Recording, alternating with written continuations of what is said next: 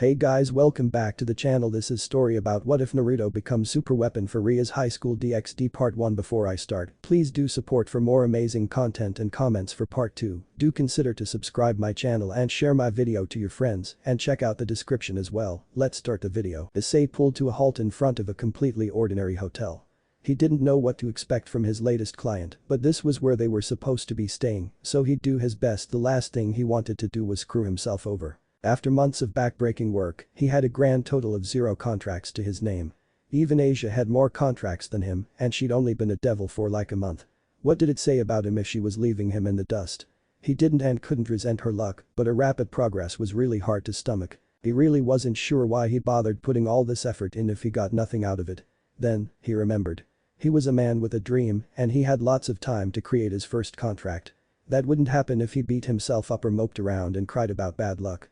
No, he was going to start fresh and seize the opportunity by the tits. So he climbed off his bike, chained it up and entered the hotel, reaching his client's room in very little time. Once he did, he pounded on the door and winced once he realized what he did. He was so excited that he didn't even think about holding back, and there was the very real chance that he screwed up his first impression before he even opened his mouth. He was already at a disadvantage since he couldn't teleport inside. If he heard one more person ask what kind of devil rings a doorbell, he was going to be so freaking pissed. The door opened and Issei couldn't keep himself from frowning. With shoulder-length black hair, smooth facial features and piercing black eyes or eye, since his left eye was covered by a long fringe, his client was one of those pretty boys. Compared to him, Issei's ordinary brown hair and normal brown eyes were as plain as day. "So you're the one they sent me," the pretty boy said, his voice as smooth as silk. It was a good thing they never met. Kuo Academy had more than enough pretty boys to steal all the girls, and not only did this guy seem like he could make girls wet with a single look, there was always the risk of his secret being revealed. It was one thing to be known as one of the school's biggest perverts, but it was another thing entirely to be known as a perverted devil. Maybe he'd score some chicks who were into that. Issei turned his frown into a smile. He couldn't let rash judgments or his daydreams ruin his chances of securing that contract. "Yeah, I'm Issei. What's your name?" The boy smirked. "Are you sure you're a devil? So that's how he's gonna play it, huh? Some clients wouldn't give their name for whatever reason." He rolled with it this time. At least he hadn't ribbed him for sucking at magic. "What were you expecting? Red horns, a trident? Perhaps." He put one hand in the pocket of his black trousers. "Close the door behind you." It wasn't the worst request, but Issei decided to get a better feel for who he was working with. Rias told him that he could get a feel for someone by how they performed simple tasks or how they treated others. "Can't you do it yourself?" The boy made a noise that sounded almost like a snort before turning around, his beige traveler's cloak whipping behind him. It covered his left shoulder and arm entirely and looked pretty thick. How someone could wear that in the middle of summer was beyond him. "I'd rather avoid the hassle." Issei smiled. "No problem. Maybe this guy just wanted to avoid the heat." The pretty boy's room was sparsely decorated. A lone table with 2 cushions placed underneath it, a kitchen that had a fridge, dishwasher and stove. Issei also saw a sword laying next to the boy, sheathed in a dark blue scabbard, but there was no TV, no electronics. It was almost like he was stepping to the past, or at least an older anime. So Issei said, taking a seat facing his client. "Where's the TV?" "Being repaired." "Good to know. Are you staying here on your own?" "Yes." Issei's smile grew. "Awesome. This place is like your own bachelor pad, you know." The bachelor pad. If he had a place of his own, with food and rent and other necessities taken care of, it would be amazing. His client, on the other hand, didn't even react. "Seriously? You worried your parents are gonna find out or something?" "No." The emptiness packed in that one word snapped Issei out of his fantasy. As much as they ragged on him and mocked his life's passion, he couldn't imagine life without his parents. "Sorry, don't worry." That was quick. At least things wouldn't get awkward. "Why don't you tell me about yourself?" The pretty boy raised a thin eyebrow, like he was offended that he even asked that. "I like some things and dislike some other things. I've already accomplished my first goal and I'm busy working on my second one." Issei's frown returned. Okay. Hopefully, it wouldn't go where he thought it was going, but he wasn't holding his breath. "What about you?" Time to show him how it was done. "I like women in all forms, shapes and sizes. I don't like two-faced bitches and arrogant bastards who act like they're the best thing on the planet." He grinned. "And my goal is to get my own harem." A self-satisfied smirk crossed the boy's face then, wiping the grin off Issei's. He couldn't afford to let this guy's attitude get to him, but that was easier said than done. His client gave frustratingly vague answers to pretty simple questions. He didn't want to go outside and do something, either. With every passing second, Issei could see that contract slipping further and further away. Eventually, his patience ran out. "Why are you acting like this?" "Acting like what?" The handsome prick's nonchalant tone made Issei scowl, and so did his lone-eyed stare. "This whole angsty, breeding arrogant loner shtick just pisses me off." He raised an eyebrow.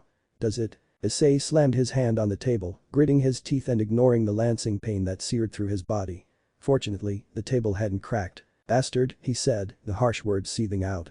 He wasn't some affable chick magnet like Kiba, this guy was a straight-up asshole. "You called me here, and now you're wasting my time. Is this some kind of joke to you?" "It isn't," he said, making eye contact. He wasn't smirking anymore. "I assumed you could handle it." There was a threat hidden there, but Issei had seen and heard worse. "What makes you think anyone likes to be treated like crap?" The boy sighed, so slight that he barely caught it. "I treated you like I treat a good friend of mine." He wasn't sure if that was supposed to be a compliment, but he sounded dead serious, too serious to be taken lightly. "It wouldn't kill you to be nice, you know. I'm trying to help you have a good time." "You're right." The tension began to seep from Issei's frame, and eventually, he released his fist. "Would you come out here?" All he got was silence, but it didn't seem like he was being shut out. At least, he hoped he wasn't being shut out. "I want to know more about how this world works. How you got that power sealed onto your hand." Issei's heart skipped a beat, but he didn't show his surprise. "Sure, but don't be surprised if I don't reveal everything about us. You understand, right?" The boy nodded, his previous smugness replaced with a stone-cold stare. "Then let's get started." It took some time, but Issei was able to explain what he knew about devils and how they functioned, along with a basic rundown on the fallen angels and the church. The main factions that opposed the devils. He really didn't know a lot about his new life, even though he had been a devil for nearly 2 months. That couldn't stand. "We should do this again sometime," the boy said after they finished up. Issei smiled. "Glad to hear it. You can call me or text me whenever you want me to visit." "Text?" he repeated, like he had never heard of the concept before. He pulled out his cell phone and showed it off. "You have one of these, right?" For a second, Issei thought he'd say no, but the strange boy unveiled a pretty basic flip phone. "These phones take some time to adjust to." His smile broadened. His client was actually admitting he wasn't Mr. Perfect and wasn't hiding behind aloof smugness. "Don't worry about it. Could you do me a favor, first?" "That depends on the favor. Since you want me to come back, you just have to give me appropriate compensation to make our contract official." It was a real confidence booster knowing that he was this close to getting a contract. However, nothing in life was guaranteed, and when he didn't respond, Issei worried that he pushed his luck too hard and too fast. Then the pretty boy shrugged. "No problem." The response was music to his ears and made him want to do a victory dance. Instead, he smiled. No need to embarrass himself so quickly. "Thanks, man. You won't regret this." His smirk returned, but Issei let it slide. Once he received his compensation, the contract was signed. Finally, months of constant failure had finally paid off. His first ever pact might have been with some guy who played brooding bad boy to the hilt, but he'd take it if it meant being one step closer to accomplishing his dream. He was going to be the harem king of the whole damn universe. "If that's everything, let me get your number before I go." "Let me give my name, first." He extended his right hand. "My name is Sasuke Chiha." "Nice to meet you," Issei said, giving Sasuke a firm handshake. In spite of his joy from forming the pact, he wasn't sure what to think about Sasuke, and it wasn't because of his attitude or his odd accent. No ordinary guy would know he had the boosted gear, especially when it wasn't activated. Maybe he was being paranoid, but he knew better than to take something at face value, no matter how nice it looked. Right now, what mattered was that he got the contract and Sasuke wanted him to come back. For now, that was all he needed. The magic disguising Issei's arm was at its breaking point. It could be hours or even minutes before everyone learned that his left arm was actually a red gauntlet holding a dragon's soul. If he couldn't play it off as some weird cosplay, there was a good chance he wouldn't be the only one who got exposed. Erasing everyone's memories could only do so much to keep the existence of the supernatural secret, and he didn't want his friends to suffer because of his mistakes. On top of that, it hurt so damn much. It was like a boiling volcano, throbbing out of control when he least expected it and burning every day without ever letting up. Even so, if it meant saving Rias, he'd sacrifice his arm every single time. Fortunately for him, there was a way to keep his arm from bugging out and relieve the pain in one fell swoop. For a little while, anyway. The dragon's essence had to be removed from his body, and the easiest way to do that was to have it sucked out of his fingers. It was also the most satisfying way, but it did take some time to finish, so when lunchtime came, he booked it to the old school building, where his after-school club had its meetings. Today, Akeno was performing the ritual. She was always eager to help him and always lavished attention on his hand, like he was some kind of king getting the world's greatest massage. Even a light touch was enough to drive him wild, trapping his mind in a pink haze. If he opened his eyes, all he would see was Akeno sucking him off in that wet tight robe. It wasn't actually necessary for her to be half naked, but she'd just finished taking a shower when he arrived. He definitely wasn't complaining about this coincidence. And again, maybe this was her way of telling him that she wanted to get closer. It was hard to believe, but all that mattered right now was Akeno's tongue licking him from base to tip, releasing his finger with a loud pop. "The dragon's essence is gone," she said, wiping her mouth with a napkin. "You should be fine, at least for now." Issei smiled, reclining against the sofa. His arm didn't throb or pulsate with searing heat. It was normal, and normal felt amazing. "I'm more than fine, and it's all thanks to you. The pleasure is all mine." She stood up and smoothed out her robe. Her black hair wasn't tied up in its usual ponytail today, a change he enjoyed. He also enjoyed her company, and it was a shame that he didn't get to spend more time with her. In between school and club activities, he didn't have much time to spare on other things, like learning more about the supernatural. He hadn't seen Sasuke in a couple of days, but it wouldn't look good if he went to him with nothing. Maybe if the boosted gear could double the amount of time he had to spend, then he wouldn't have a problem. And again, he didn't have to break the laws of physics just to talk. "Hey, Akeno, can I ask you something?" he said, standing up before she could leave. "Always." Now came the hard part. "I was wondering if you could teach me more about devils and angels and all that supernatural stuff." A smirk crept onto Akeno's face.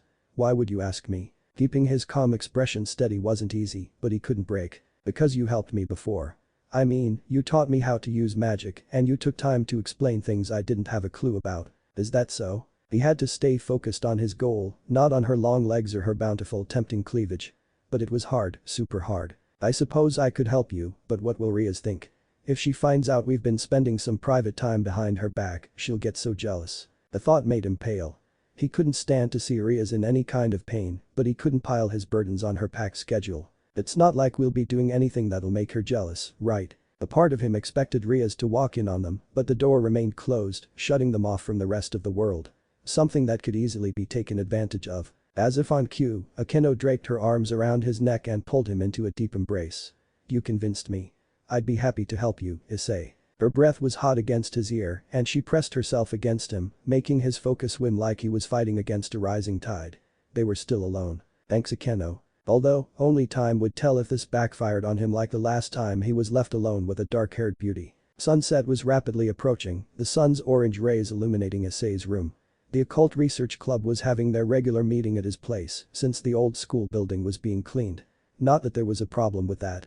Setbacks were a part of life that could easily be adapted to. Even if he did have an issue, he couldn't move the meeting somewhere else when the club president lived with him. "This month's contract numbers are in," she said. Rias sat across from him on his bed, surrounded by the other members of her peerage. Her crimson red hair pooled around her body, which made it hard to focus on anything else. Fortunately for Issei, he managed to listen to his master. To nobody's surprise, Akeno had accumulated the most contracts at 11 total, but Kaneko wasn't far behind with 10. It made sense.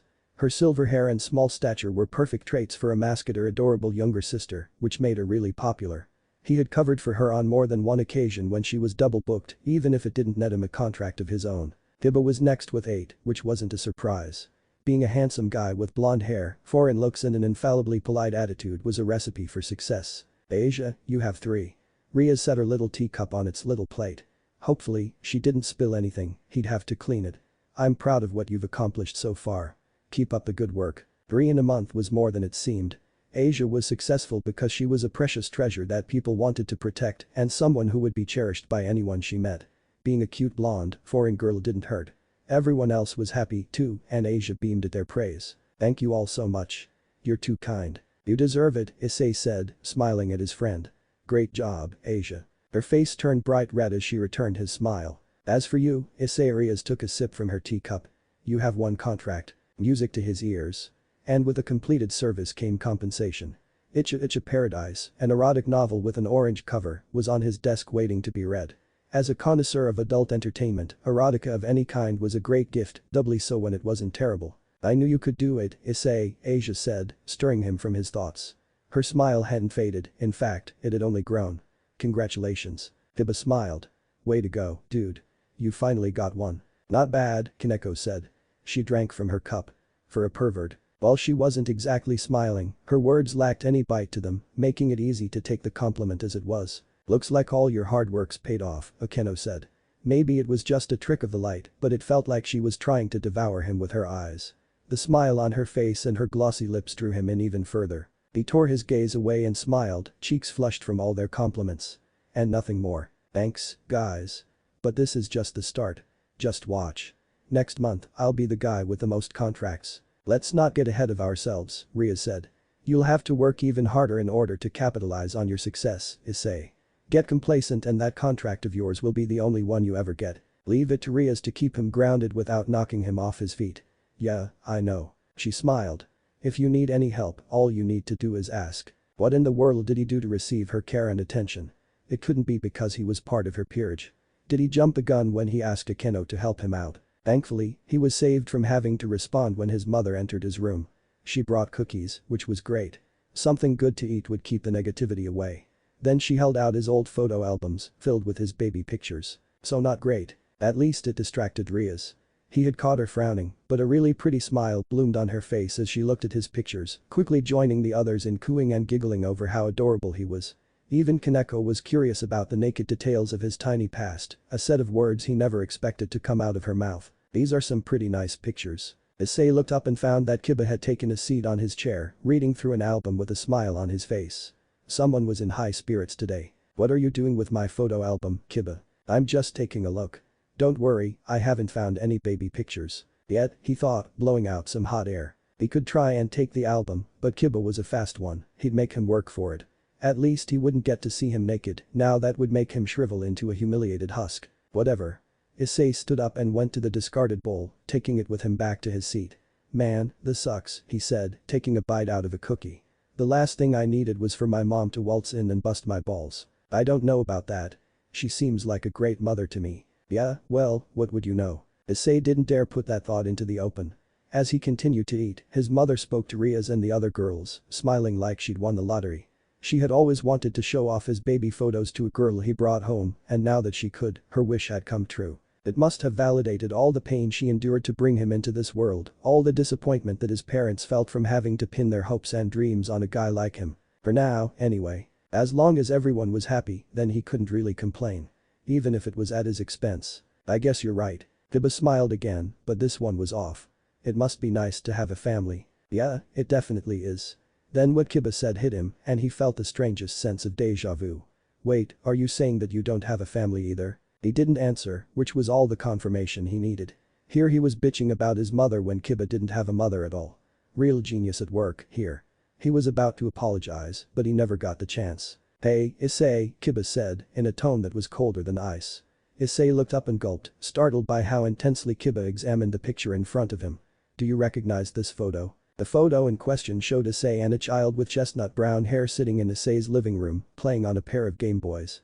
A sword with an elaborate white sheath was set against the wall, next to the fireplace. Yeah. We used to play together when we were kids, but he had to move away when his dad got a job overseas. To think of it, he couldn't remember that kid's name. Kiba nodded. I see. Do you remember anything about the sword? It belonged to that kid's dad, but that's all I can remember. It was a long time ago, you know. He smiled in an attempt to break the mood, but it withered under Kiba's steely gaze. The hatred in his eyes was palpable, and that eerie smile didn't do anything to offset it. I guess anything's possible. Issei blinked. You're telling me. He chuckled, briefly. I never expected to find a holy sword in a place like this. The scowl flickered onto his face. It disappeared as quickly as it came. You okay, man? I am. There's nothing for you to worry about. Kiba closed the photo album and handed it to Issei. There was something fishy about all of this. From Kiba's lack of parents to how he had reacted to seeing the holy sword in the photo, it didn't paint a pretty picture of whatever he had gone through. Want one? Issei asked, holding out a cookie. Thanks, but I'm not hungry. Issei shrugged. If you say so. An unsettling silence filled the air between them, too suffocating to be awkward. He needed to break it. You know you can talk about whatever's bothering you, right? We're all here for you. Kiba smiled. It felt forced. I know. It turned out that Kiba didn't know. If he did, he didn't care enough to tell him anything. Not that Issei was any better. If someone told him the exact same thing, it would go out the other ear by the time they were done talking. It was easier to bottle things up and ignore them, instead of trying to trust someone and have that trust broken. Still here? Sasuke asked. Issei shook his head, regaining his bearings. Yeah, of course. He had just finished telling Sasuke how peerages worked and their greater purpose in the underworld. To boost the devil's dwindling population by reincarnating humans and monsters of all kinds through the evil peace system, giving those newly christened devils a chance to earn enough prestige to start their own peerages one day. It was also the subject of his after-school lesson with Akeno. The only problem he had was that it was too much information to take in all at once. At least Akeno had taken it in stride when he told her he wanted to take a break. It would suck if she stopped teaching him because she thought he was lazy. He needed to know this stuff if he wanted to have his own peerage one day, and it was the main reason why he was still in Sasuke's hotel room. "Do you have any questions?" Issei asked, closing his notebook. "Can a devil leave their master?" "They can, but most force their way out." He didn't need to look at his notes to answer this question. Those guys are called stray devils. There's as many reasons why devils go rogue as there are stray devils, but most of them leave because they want to fulfill some desire of theirs. And they can't do it while they're still connected to their peerage. "Something's recently been brought to my attention. A purpose." A frown creased Issei's face. They get so caught up in this desire that nothing else remains except whatever drove them to leave their peerage behind. They'll even try to access the power locked away by their evil peace. He grimaced as the image of the last stray they fought crossed his mind. It isn't pretty. In contrast, Sasuke's expression was as smooth as ever. "Talking from experience." "Yep. All the stray devils I've encountered were monsters that gave up whatever humanity they had for more power. You can't reason with them once they've gone that far. I thought you were fighting for Rias." "You thought wrong." Issei took a deep breath, letting the air fill his lungs before he exhaled. He was letting fear of something that would probably never happen distract him. "I can see why they'd leave their peerage." He flinched. "How?" "As long as they haven't fulfilled their ambition, they'll never be content with what they have. I remembered the reason why I fight.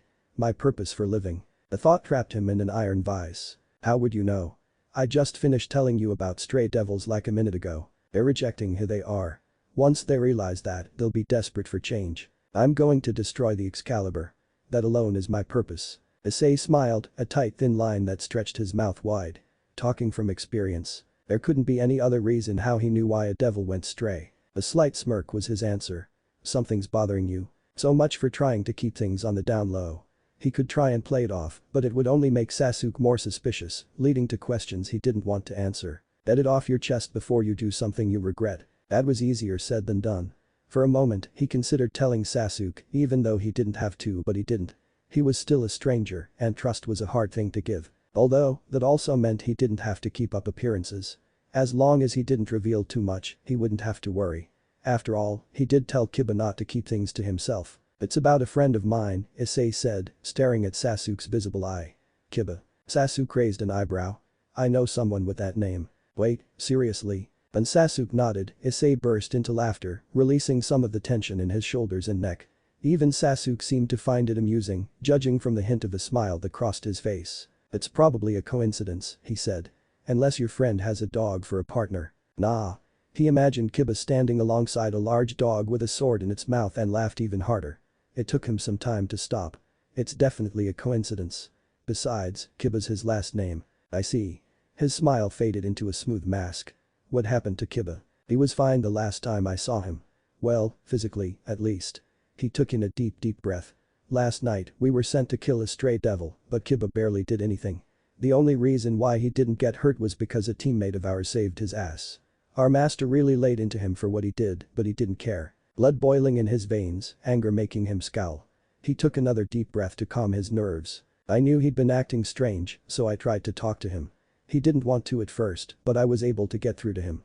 Issei smiled, in spite of himself. "I'll never forget the look in his eyes when he told me why he changed. He wants to destroy the Excalibur and get his revenge." "Revenge?" The hairs on the back of Issei's neck stood on end, goosebumps crawling over his skin from the sudden chill. "Yeah, revenge." After they came home, Rias had told him and Asia about the Holy Sword project. It was designed by the church to grant its subjects the ability to wield holy swords, including the legendary Excalibur. However, it was a total failure. They disposed of all the children that were involved in the experiments. Kiba had been one of them. Learning about what he had gone through put his past treatment of the guy into a new light. Unfortunately, he couldn't make amends because he had no idea where Kiba was. He'd skipped school and wasn't answering his phone. Before, he'd probably be happy with Prince Pretty out of the way, but now, he couldn't get him out of his mind. "Let's stop here," Sasuke said, startling Issei. He had been dead quiet ever since he mentioned revenge, staring at nothing with laser-focused eyes. But now, that gaze was focused on him. Why? Issei said, forcing himself not to look away. I need a break. It was probably nothing, but Sasuke clearly wasn't in the mood to argue. Issei was starting to build a rapport with the guy, and chances were that pressing him for answers would backfire. For now, the best option was to play it safe. Fine by me. We'll just pick up where we left off next time. Issei climbed to his feet and picked up his notebook. Like it or not, his work here was done. Sasuke stood up as well. And smiled. Thanks for telling me about your friend. He returned the smile, he didn't know if he'd see it again. Thanks for listening. His smile grew as he went to the door. The chill from earlier had subsided, soothing his frayed nerves. Telling Sasuke about his problems had helped more than he expected. It wasn't ideal, but all he could do was trust Kiba would be safe. Besides, maybe some time alone would let the guy clear his head before he did something stupid. It was raining that night. Kiba wandered through lifeless streets and empty alleyways, not caring that his shirt and trousers clung to his skin from the constant downpour. Sleep eluded him after returning home, so he decided to go for a walk. Clear his head a little. The fact that he spent most of the day walking was inconsequential. Last night, Rias had slapped him. He deserved it, his lack of focus endangered the team and nearly cost him his life. Failing her made his heart ache with guilt. She gave him a new name and a new life, free of horrors no child should ever experience. But that same life teemed with mundane drudgery that brought him no true satisfaction. He deluded himself into thinking that he could live while his grievance was left unavenged. And in the process, he forgot where he came from. If Issei hadn't shown him that photo, there was a very good chance that he'd live the rest of his very long life engulfed in a deluge of lies. We are friends, aren't we? Issei was wrong. It wouldn't be right for him to have friends. He didn't deserve that. And he wasn't willing to go back. Something twitched at his senses. The rush of air around him, movement too subtle for ordinary eyes to catch. His eyesight was anything but ordinary. A devil's vision grew sharper after the sunset. Spotting what had moved was simple for a creature of the night. The crow was perched on a nearby power line, staring at him with gray, human eyes. Kiba blinked, but when his eyes opened, the crow had disappeared. It must have been something his sleep-deprived mind conjured up. No one he knew had a crow for a familiar. Undeterred, Kiba moved on. Just as he reached an intersection, a man crossed his path, tightly clutching his ribs. Blood flowed from a gash in his side, staining his fingers and his green robes red. Help me. Kiba ignored his plea. Helping this dying priest wasn't worth the effort. He seemed to be running from something, but he was only able to take a few more steps before he collapsed. His face was pulled into a pained grimace as the light left his eyes. Maybe he was innocent, after all. He shook his head.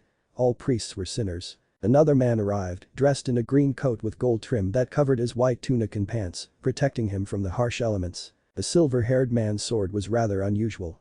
Its long blade slanted off to a ridge on one side and three curved edges on the other, the bottom edge guarding the pommel. Yoo-hoo. It's been a while, hasn't it? I'm simply elated that the playboy of the scum underworld came to pay me a visit. Kiba frowned. Fried Selzen. You were hiding in town this whole time? The exorcist's red eyes glinted, revealing his hateful malice. Lightning crashed from high above. You guessed it. Give this man a prize. But enough about me, where did all your little friends run off to?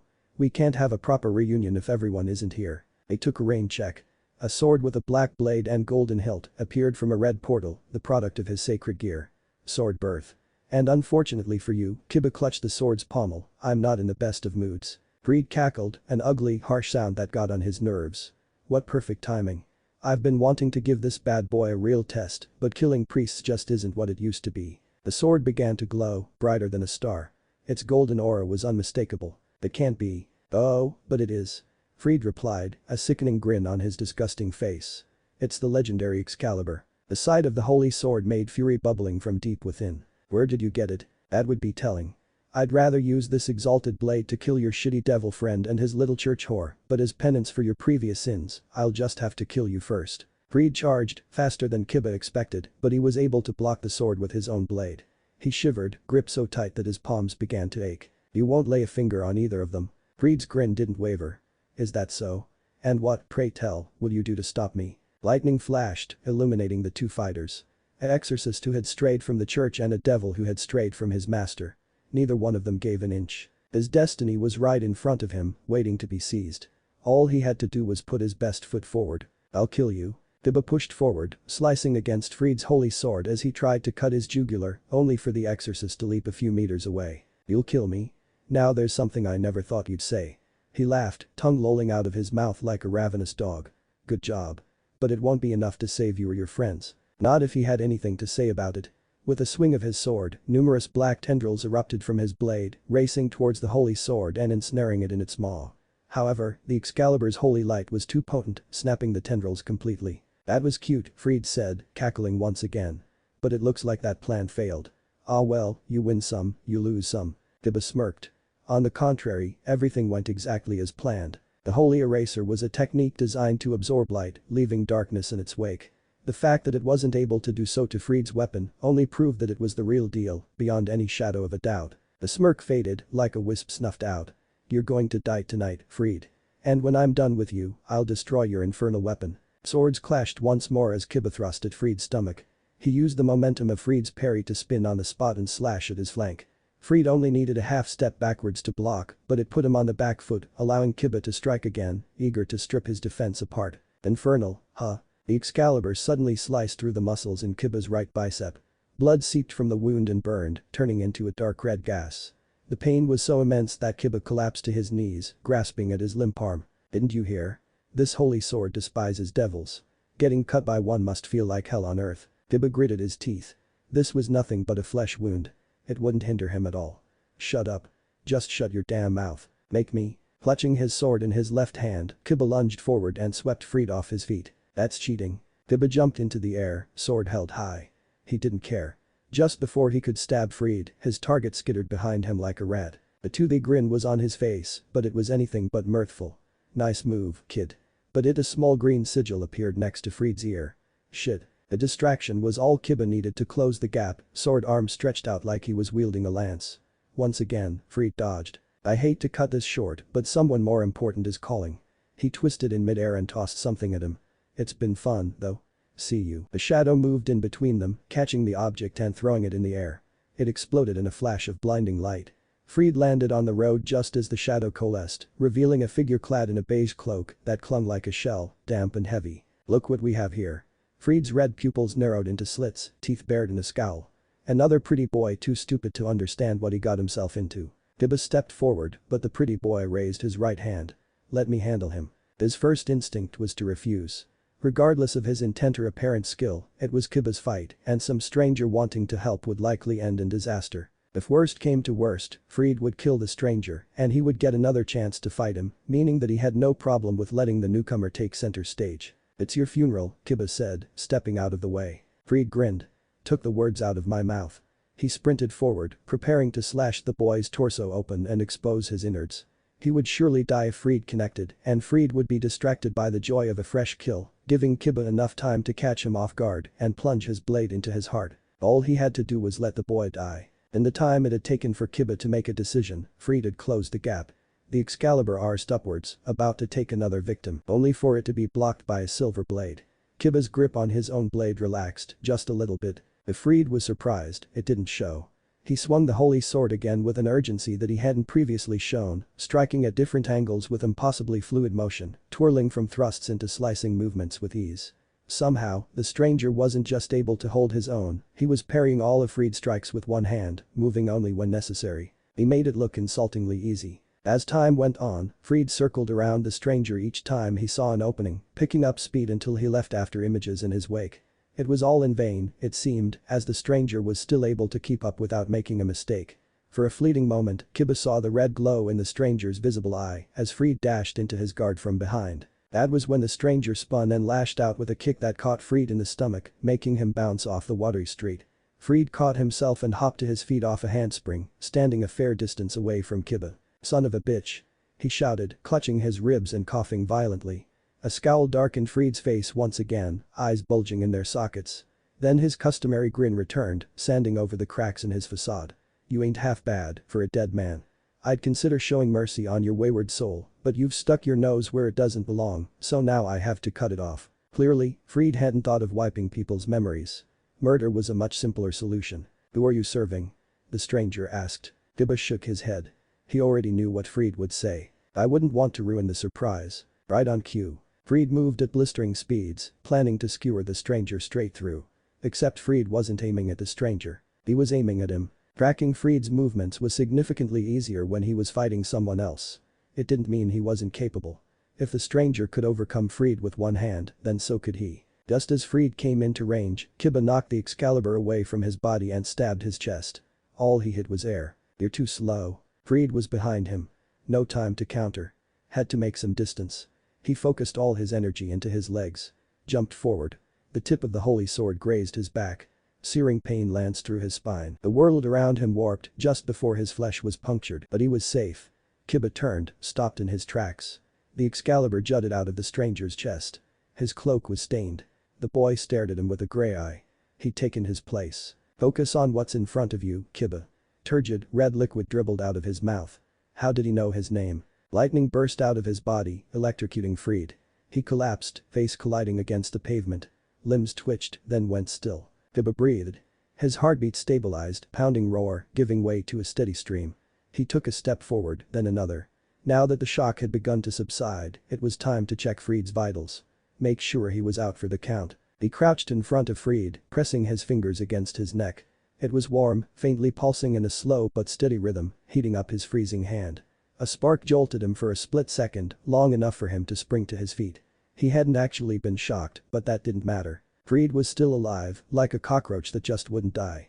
Whatever process Freed had gone through to wield a holy sword must have made him more powerful than any ordinary human. Kiba dismissed his black blade and forged another sword, one with a silver blade and golden hilt.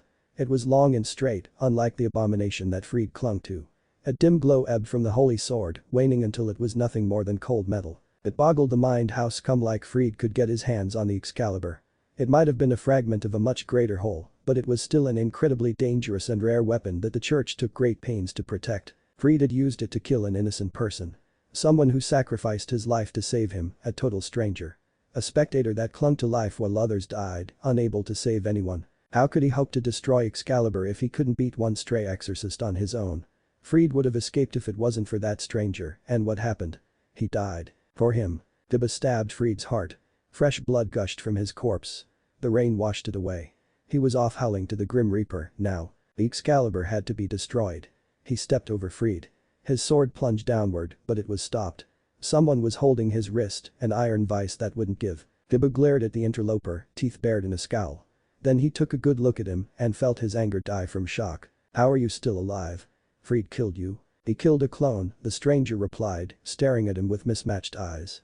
Kiba looked around, but he couldn't find any sign of the so-called clone's body. "Why did you intervene?" "I needed answers." From Freed or himself, he didn't say. How frustrating. Kiba's wrist began to ache. Blood pumped in his ears, a quiet roar that dulled the torrential rain pattering against the concrete and his own breathing. Something wasn't adding up. "I saw a familiar before I found Freed, a crow." The crow had gray eyes, just like you. "There's no way you would have known that Freed was coming before your clone joined us, since your crow disappeared. Who are you, and how do you know my name?" A moment passed. Then another, before the man let go of his wrist. "My name is Sasuke. Your friend Issei told me about you." Kiba scowled. Of course Issei had to be involved. What else did he say? Enough. The rain drenched Sasuke's black hair, but he wasn't fazed at all. "Why did you kill Freed?" Kiba didn't flinch, carefully schooling his features to maintain control over himself. "He's a maniac and a murderer. There's no way someone like him could ever be redeemed." "Is that so?" He wasn't offended on Freed's behalf, it seemed as if he was gauging Kiba's conviction. "I did everyone a favor by killing him." Sasuke nodded, once. He crouched and picked up the Excalibur without being burned, turning it in his hand and examining it with a critical eye. If he wasn't a devil and didn't have angel's wings, then he might have been a magician. One of his clients was talented at magic, and magic was a versatile art. Although, his young client didn't show any proficiency at martial arts or swordplay. Freed could have given us valuable information. Kiba scoffed. "How would you get him to talk?" "I have my ways." Sasuke gave the Excalibur an experimental swing. It didn't activate. Just looking at it made his bicep wound throb. It would heal on its own, that much he was sure of, but as long as that thing existed, the pain would never go away. "What is this sword?" "It's a fragment of the original Excalibur, forged into a sword." "Why is this Excalibur so significant?" Kiba stared at Sasuke in the face of this revelation, not sure what to believe. "It's King Arthur's most iconic weapon." King Arthur was an ancient king whose deeds were so great that he became a legend. The Excalibur helped him win many battles. Sasuke's expression remained impassive. "I see." The grip on his sword tightened, stealing his focus. "How is it that you know about devils, but you don't know about the Excalibur?" "I hadn't heard of it before tonight." A brief pause ensued, then Sasuke looked at him again. "How did Freed find it?" "It doesn't matter." Kiba scowled. We have to destroy it. Sasuke frowned. If Freed was still alive, we would have learned where he obtained his Excalibur. We also would have learned who Freed was involved with. What's your point? It was then that Sasuke's gaze turned from inquisitive to piercing. Learn what you need to learn before you choose to kill in cold blood. That way, your revenge will be honest. What did it matter if his revenge was honest or not? Kiba spared a glance at Freed's corpse. A world without Freed was better than one where Freed could run rampant, but the reason for his death that didn't sit well with him. It was a mockery of what he aimed to achieve. Worthless. Sasuke's words began to make sense in that light, but that clarity was muddled by the reality of what he just did. What he still had to do. We have to destroy the Excalibur. Kiba made eye contact with this strange errant knight. If it falls into the wrong hands, it could spell disaster for all of us. You can help me, or you can get out of the way and let me do it myself. His heart raced, anticipation pumping adrenaline through his veins. In moments, he'd get his answer. In moments, he'd get to destroy the Excalibur. Head back. Kiba did. The holy sword flew down the street, spinning in a straight line and showing no signs of slowing down. Sasuke pointed at it, hand crackling with electricity, and in the time it took Kiba to blink, an electric spear caught the Excalibur right in the middle, stopping it instantly. The spear split, forking in countless directions. The Excalibur, bane of his life, stood no chance. Kiba raced towards its remains as they fell, dead to the world. In a moment of daring, he crouched and touched one of the pieces, just to make sure that Sasuke succeeded. He didn't feel anything. He didn't feel a single thing. Sasuke joined him, staring at the Excalibur's fragments. Thank you, Kiba said. Thank you for destroying the Excalibur. You're welcome. Sasuke gathered the few pieces that weren't destroyed and placed them together. Raising his hand to his mouth, Sasuke formed a strange sign and blew out flames much hotter than a furnace. Steam billowed from the charred ruin that was formerly the Excalibur. Only tiny scraps of burned metal remained rather than ash. Perhaps it was just the steel's durability. Damn it. Maybe not. What's the matter? Sasuke clenched his fist before dropping it at his side. It's nothing. Kiba stood, sobered by how even Sasuke struggled. He still had far to go. Sasuke stood up and stared at Kiba for a long moment, boring into his very soul. Don't walk the path of revenge alone, Kiba. You'll crumble under the weight of your burden. Kiba frowned. I'll be the judge of that. Then make sure your friends don't try to bring you back by force. That wouldn't happen, he wouldn't give them the chance to fight. None of them would resort to violence anyway. None expect to say, perhaps. He was, by far, the most unpredictable member of Rias' peerage. Yet, he hadn't found him. Sasuke had. For whatever reason, Sasuke was trying to help him. He even risked his life to save his. Why did you save me? Sasuke's head tilted to its side. I won't let anyone die if I can save them. He wanted, so desperately, to know what he'd say if he couldn't save someone, if he knew the anguish of being powerless, the pain that came from watching his loved ones die, so that he could cling to life. But was it necessary? How can you throw your life away for someone you don't know? Sasuke smiled, even as the rain poured down his face. That's just the kind of guy I am. He disappeared. And once again, Kiba was all alone. On the way to the old school building, Issei gave Kiba a call. He was starting to obsess over waiting for some kind of response like some clingy boyfriend. It made him imagine some chick's boy's love fantasy coming to life, which just wasn't his style. He needed to know if the situation had changed, rather than being left in the dark, clinging to a vain hope. Hello? Issei grinned. Kiba. How are you doing? I'm okay. Awesome, man. Kiba chuckled. You were worried, weren't you? Well, yeah, of course I was. Why wouldn't I be? I appreciate that. He trailed off, filling the silence with dead air. Just don't come looking for me. I know you want to help, but there are things I have to do before I can come back. Issei's tongue clicked. No, it wasn't all bad. He was getting an answer, and that was better than getting silence. Did you tell the president what you're telling me? I did. And this was something he could settle for. Keep in touch, alright. Another pause. When I get the time. Cool. Stay safe, Kiba. You too. Kiba was fine and he was willing to talk. That meant there was a chance, and that chance renewed Issei's hope. Now, he could focus on his own business. Once Issei stepped inside the old school building, he took a moment to marvel at how well it had been cleaned. He could practically see his reflection in the floor, the windows didn't have a speck of dust on them, an aromatic fragrance hung in the air, and even the walls had a fresh coat of paint. He wanted Ria's cleaning team for himself. They really outdid themselves, and the club room was just as clean as the halls were. Akeno lounged on one of the sofas, reading a book, one leg crossed over another. No wet robe today. At least the school uniform was just modest enough to avoid censure while still being revealing. It was tied around the chest, and the skirt showed a lot of skin. Whoever designed it was a genius. Welcome, Issei, Akeno said. Do you want anything to drink? Issei smiled. Thanks, but I'm fine. He set his bag on the desk and pulled out his notebook and a pen. Just before he could sit down, Akeno held out her hand. Sit next to me." She patted the seat to her left, flashing a grin that left him weak in the knees. "I'd really appreciate it." If she wanted to get closer, then who was he to refuse? He gave himself enough space to let him focus without alienating his teacher. Once he was comfortable, Akeno faced him, all business. To think of it, Akeno did call him on short notice. "I forgot to ask, but why aren't we meeting after school? I have to attend a meeting with Rias. It's very urgent. Since we don't have much time, I'll answer whatever questions you might have." That was all cool with him. "What can you tell me about the Excalibur?" Even if there weren't any urgent meetings or impromptu lessons, he'd still want to know more about this sword. It wasn't just a mythological object, it was real, and Kiba had suffered because of it. "How much do you know about holy swords?" "I know that they're big trouble for devils. I also know about the Holy Sword Project. What I want to know is why the Excalibur is so special. It can't just be because it belonged to King Arthur, right?" Akeno chuckled, making him smile. "Not necessarily. The Excalibur was an incredibly powerful holy sword, and King Arthur did do great things with it, but it was destroyed after the Great War. The church's alchemists forged the Excalibur's remains into 7 different swords and imbued them with a unique power. One might grant its wielder rapid movement or the ability to turn invisible." Issei nodded, writing everything down in his notebook. Why didn't they just reforge the original? Assuming that they could. Imagine if one of their exorcists goes rogue and takes the Excalibur with them. The church could kill this rogue exorcist and retrieve the Excalibur. Even if the exorcist escapes, the church will still have 6 Excaliburs with roughly the same level of power. That can't happen if only one Excalibur exists. So it's insurance. Exactly. It would be utterly disastrous if a sword that powerful fell into the wrong hands. The original Excalibur is said to be more powerful than the 7 Excaliburs combined. She groaned, a bright red blush staining her cheeks. I can only imagine how much destruction it could unleash. Now he knew why the church even considered doing something so heinous.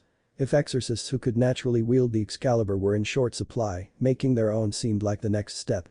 It was terrible in every possible way, but he could see the twisted logic behind this crime. Akeno exhaled, and the color in her cheeks regained its regular hue.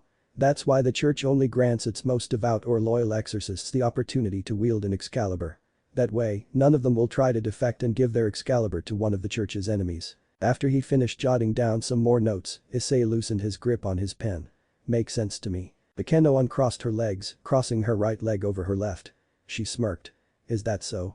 Can you name a potential consequence that might arise from recreating the original Excalibur?" Issei began to fiddle with his pen, searching for an answer. It could be used to exterminate the devils. Doing that would probably spark another war, but this hypothetical wielder could get pretty far before they're put down. How morbid. Akeno licked her lips. "I like the way you think." Which was something he had to get used to when it came to Akeno's tendency to get caught up in the moment. It was kind of hot, but he didn't want to get on her bad side. He wasn't prepared for that. "Thanks." He flicked his pen back and forth. "Listen, I appreciate this. What you're doing for me. I'm really learning a lot." Akeno's elation smile shifted into something earnest. "Thank you. You're really sweet. I never thought I'd be teaching anyone before you came along." "Really? I thought you'd done this before." "Nope. You were my first time." He breathed deeply, trying his best to stop his heart from pounding so fast. Akeno giggled, covering her mouth like some classy noblewoman. As soon as she was settled, she put her hand on her lap. Man, she was good. "My secret, if you can call it that, is that I know how to satisfy my clients. Each client has a unique personality and needs that have to be met. Knowing how to satisfy those needs without losing the client is the key to my success." Issei smiled. Now that's a winning strategy. If he could use that to make more contracts, he could start winning, too. "I'm glad you think so." In a flash, Akeno had taken hold of his right hand. He hadn't even noticed Akeno had shimmied her way across until he felt her bare thigh. Not only that, his pen was on top of his notebook. "Yep, definitely good. Do you mind me doing this?" Issei shook his head. His mind wandered, taking in her sweet, intoxicating scent, her dazzling violet eyes and plump wet lips. All he could think about was when the other shoe would drop, when the fairy tale would come to an end. "It's my turn to ask a question." "Go ahead." She gave his hand a squeeze. "You're worried about Kiba, aren't you?" It was like a dagger had struck Issei's heart. "Yeah. Who wouldn't be? Trust him. It's good that you care about his well-being, but he's going through a lot and anger like his doesn't discriminate. Sometimes, you just need some time to come to terms with your feelings." A sigh escaped his lips. "You're right. I just can't get him out of my mind." Her smile soothed him. "He'll come back, and if he doesn't, we can go to him and let him know he isn't alone." Everything she was saying wasn't really new, but hearing it helped a lot. It showed that Akeno really cared. Issei grinned. Can't argue with that. Another squeeze. Issei made eye contact with Akeno. The moment was electric, supercharged from the tension in the air. Her lips parted, but he wouldn't make a move until he was sure he was in the clear. Maybe I shouldn't. Akeno turned away. In spite of her apparent doubt, she still clutched his hand like it was the only thing tethering her to reality. What's the matter? Moments passed as the lustful spark made way for good old anxiety. If Akeno wanted to say anything, he'd give her the time to talk. There's this guy I have a crush on. I know he's attracted to me and I think he's pretty cute too. The problem is that a good friend of mine has eyes for him. She'd get mad if I made a move and I feel like I'd be intruding on their relationship. I don't want to drive him away either. So, Akeno had a crush on him. Oddly enough, it wasn't as shocking as he imagined. It was actually kind of comforting to know that Akeno wasn't fooling around. But it would have been easier to ignore if it was just some game to her. Now he had to phrase his response without giving too much away. I don't think you have anything to worry about. This guy's probably a virgin who gets cock-blocked every time he's about to score. Even if he did get a chance, I doubt he'd know what to do or know how to deal with someone wanting him that much. Akeno stared at him, a slight frown on her face. Rias hasn't slept with you? Nope. He rubbed the back of his head in embarrassment. And, I'm still single. Her frown faded, replaced by a sly smile. That's okay. You're probably more experienced than I am. Issei blinked. Did a double take. Huh? I thought that I'd been deflowered by some handsome knight. Unfortunately, I haven't found him yet, so I'm still a virgin. For now. She winked at him. His face heated up from a bright blush and he frantically searched for something to distract him. Try as he might, he was glued to Akeno's face, from her little smirk to the lust in her lidded eyes. You're so easy to tease. Maybe I just enjoy the attention. He paused. That was nothing but a slip of the tongue. Yet, it wasn't wrong. His fantasy was coming to life in ways he never could have fathomed. Maybe that was another reason why he didn't want to choose. He could indulge without having to take a risk. Without having to be judged and found wanting. It feels good, doesn't it? It was, but it was also fleeting. The dream would end and he'd have to come to terms with feelings he tried to ignore. At least no one hadn't barged in on them. There's no risk. He left it there, letting the silence linger. It was peaceful, safe. Maybe you should take a risk. The worst thing that can happen is that it doesn't work out. And besides, I won't bite unless you ask me to. Issei smiled.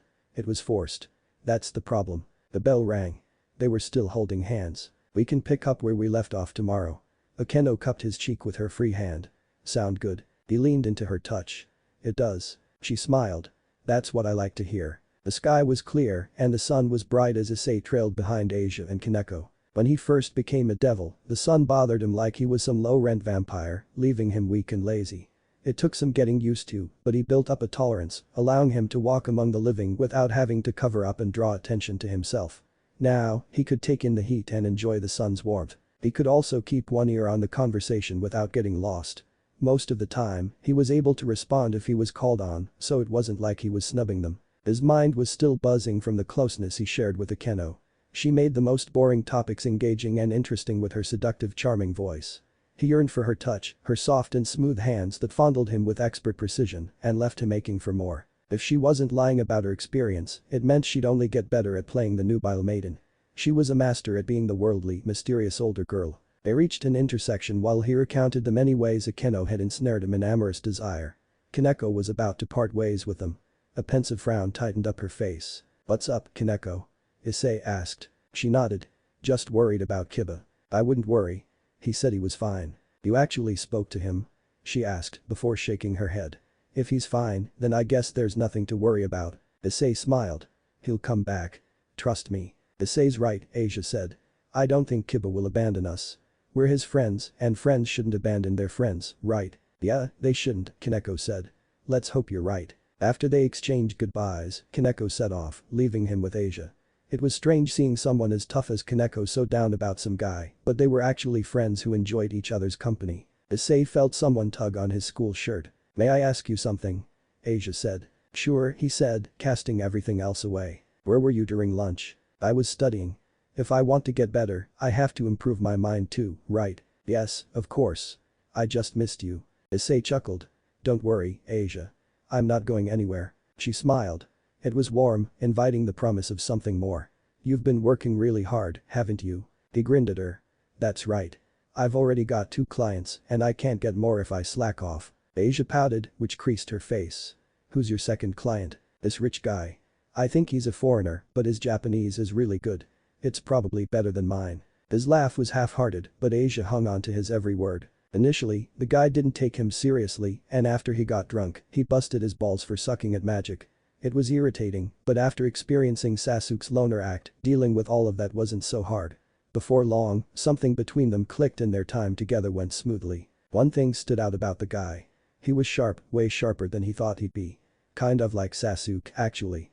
Maybe he befriended some international executive or a playboy that moonlighted as a defender of justice. Anyway, we got along and he liked me enough to form a contract. He even gave me a neat painting. Is that the painting hanging in your room? Yeah. Her smile returned. It's a beautiful piece. Issei rubbed the back of his neck. Never knew you liked art. I traveled a lot when I was in Italy, as part of my duties. Her green eyes were practically shining. Whenever I had free time, I always tried to visit the local museums or take a look at the city's architecture. I was amazed by how these artists and architects expressed themselves, and I was mesmerized by how I could appreciate their work centuries after they passed on. Asia's smile turned wistful. Her grip on his shirt tightened. I wanted to share my gift the same way those artists shared their talents and heal everyone who needed my help, no matter who they were. No matter what happened to me. For all her purity and kindness, she was still cast off like some heathen just because she healed a devil by accident. It said a lot that she was willing to move forward instead of lamenting her twisted fate. That's amazing, Asia. Besides, there's lots of museums here in Japan and they have lots of classy paintings and sculptures. You've got nothing to worry about. Not that he knew many. His interest in old Japanese artwork was mostly limited to the erotic stuff like the dream of the fisherman's wife. Unfortunately, I haven't had the time to visit a museum yet. That's too bad, but hey, you're spending that time getting used to a new country and learning a new language. Not only that, you're meeting new clients and making contracts. It's really incredible. They made eye contact and her gaze was demure, sincere. I have you to thank. You've never let your setbacks bring you down. You get back up and try again, and seeing that motivates me to work even harder. He smiled. I try. She was still clinging onto his shirt like she wanted to hold his hand or his arm, but didn't have the courage to make a move. He remembered in crisp, clear detail how she and Rias tugged on him like he was the rope in their tug-of-war a couple of nights ago. She was always more aggressive when Rias was around. Maybe he wasn't the only one who needed to take a risk. It's like I said, this is just the start. I've still got a long way to go, but as long as I've got you on my side, nothing can stop me. Asia's cheeks flushed a deep crimson, but she never turned away. Thank you, Issei. His face was starting to heat up, too. I've got your back, Asia. Promise. Out of the corner of his eye, he saw a couple of onlookers staring at them with a mix of curiosity and warmth. One of them smiled when they made eye contact. Cars passed them, set on their own path, but until he looked for these distractions, he never noticed them. For a long time, he was too wrapped up in his own issues to take heed of anything outside his sphere of influence, unless he consciously sought it. But things were changing, bit by bit. That's when his phone buzzed, dragging him outside his head. He quickly pulled out his phone and scanned his notifications. The only message he got was from Sasuke. Quickly. Make sure you know about Excalibur. Is everything alright? Asia asked. My client wants to meet up. Want me to walk you the rest of the way? It won't take that long, and I need to get my bike anyway. I don't mind. Asia surprised him by grabbing his hand, letting go of his shirt in the process. Her palm was soft and warm, but her grip was firm. No problem. He wanted to indulge. More importantly, he wanted a harem. If more than one girl liked him, who was he to refuse? After all, there was no way in hell or heaven that Asia would lead him on, and so far, he didn't need to commit or make a choice, meaning that he wasn't cheating or playing around. Just exploring his options. As they walked home, they talked about art and fell into an easy rhythm. It was good to know that Renaissance artists were so enthusiastic when making paintings of women in the nude. It was also good to know that Asia didn't mind his proclivities. Then again, she did help him perfect his signature move and enjoyed doing it. Eventually, they reached his house. Asia let go of him, smiling brightly. Please, enjoy yourself, Issei. Issei smiled.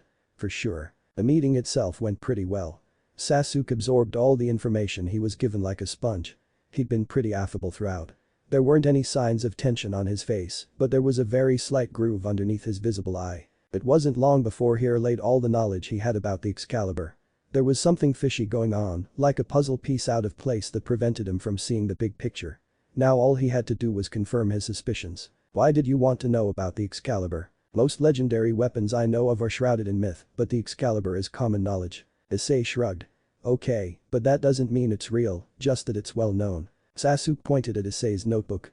Its history is only known in the broadest of strokes, but that might be intentional.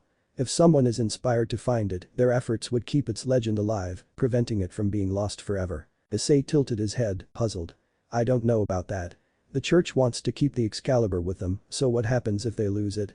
It's not like some random guy can find it just because he got inspired by King Arthur's stories. The church could recruit him. And if he refuses to join, I bet they'll just take it by force. That's just how it is. It wasn't how it should be.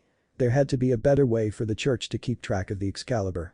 Then again, he didn't know everything about the situation, and if there was anything he learned from all his studying, there was always more than one side of a story. Now that he thought about it, keeping the Excalibur within the public consciousness wasn't unlike how devils kept on being urban legends.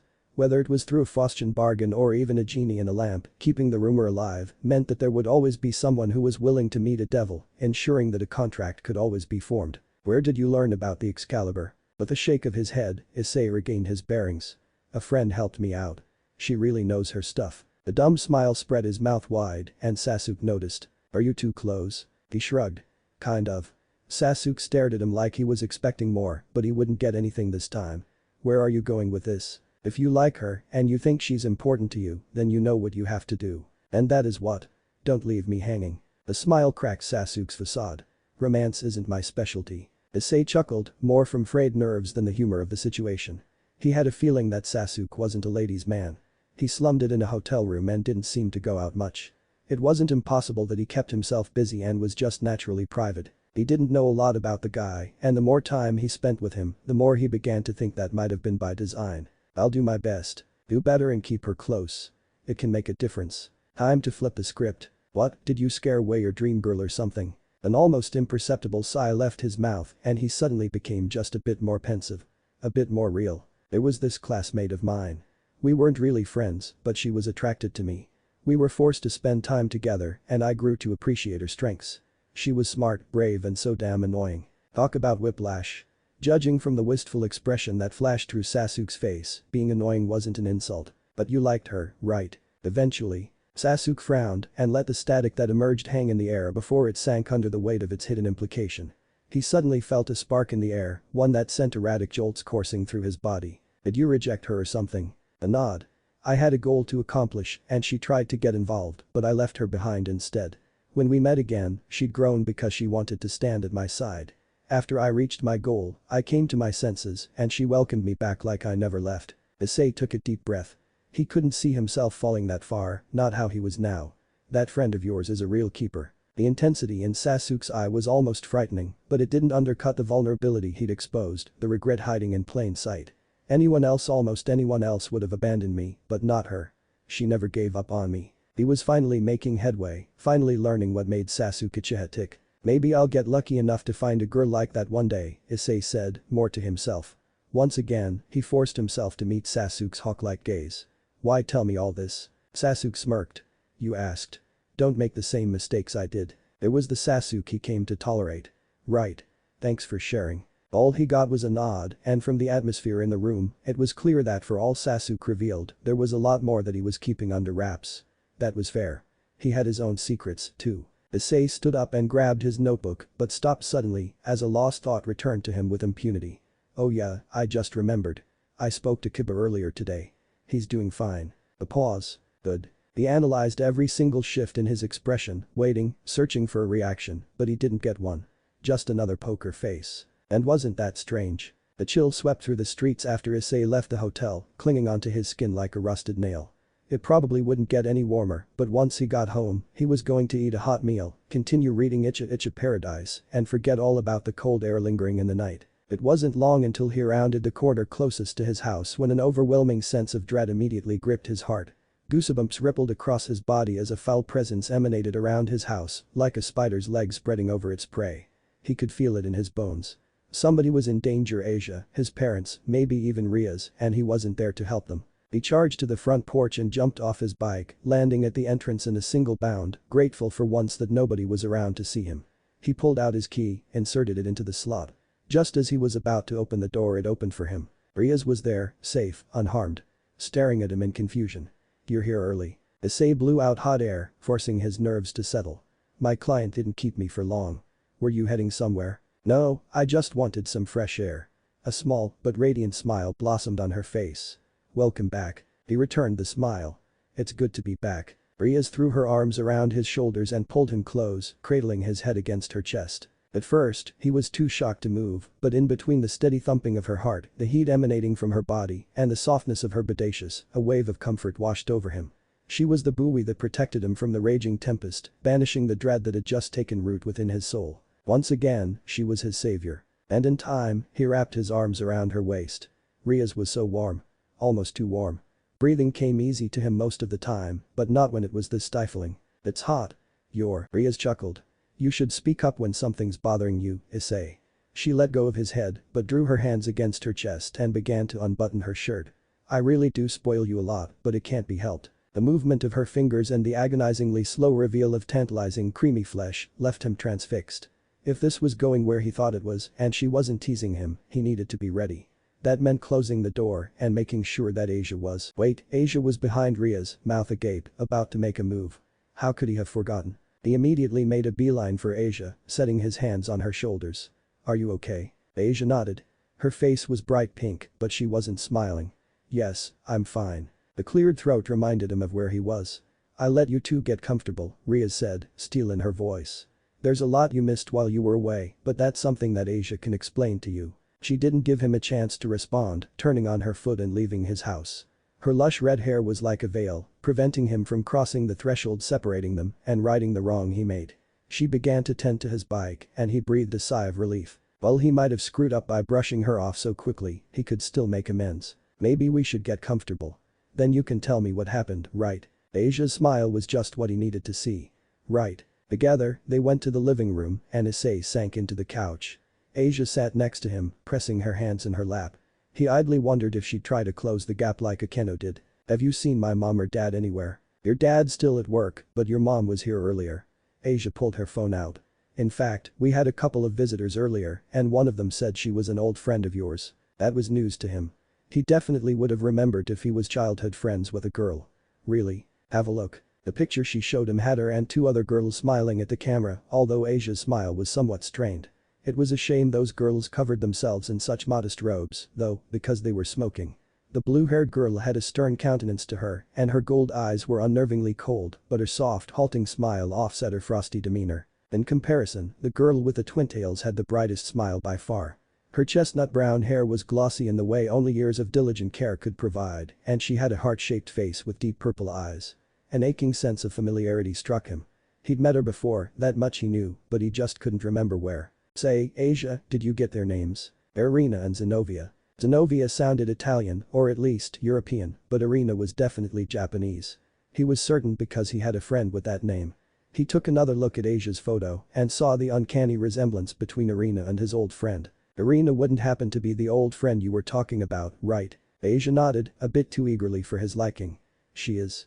In fact, she was really looking forward to seeing you. The puzzle piece he was missing had just slotted into place and revealed the whole picture.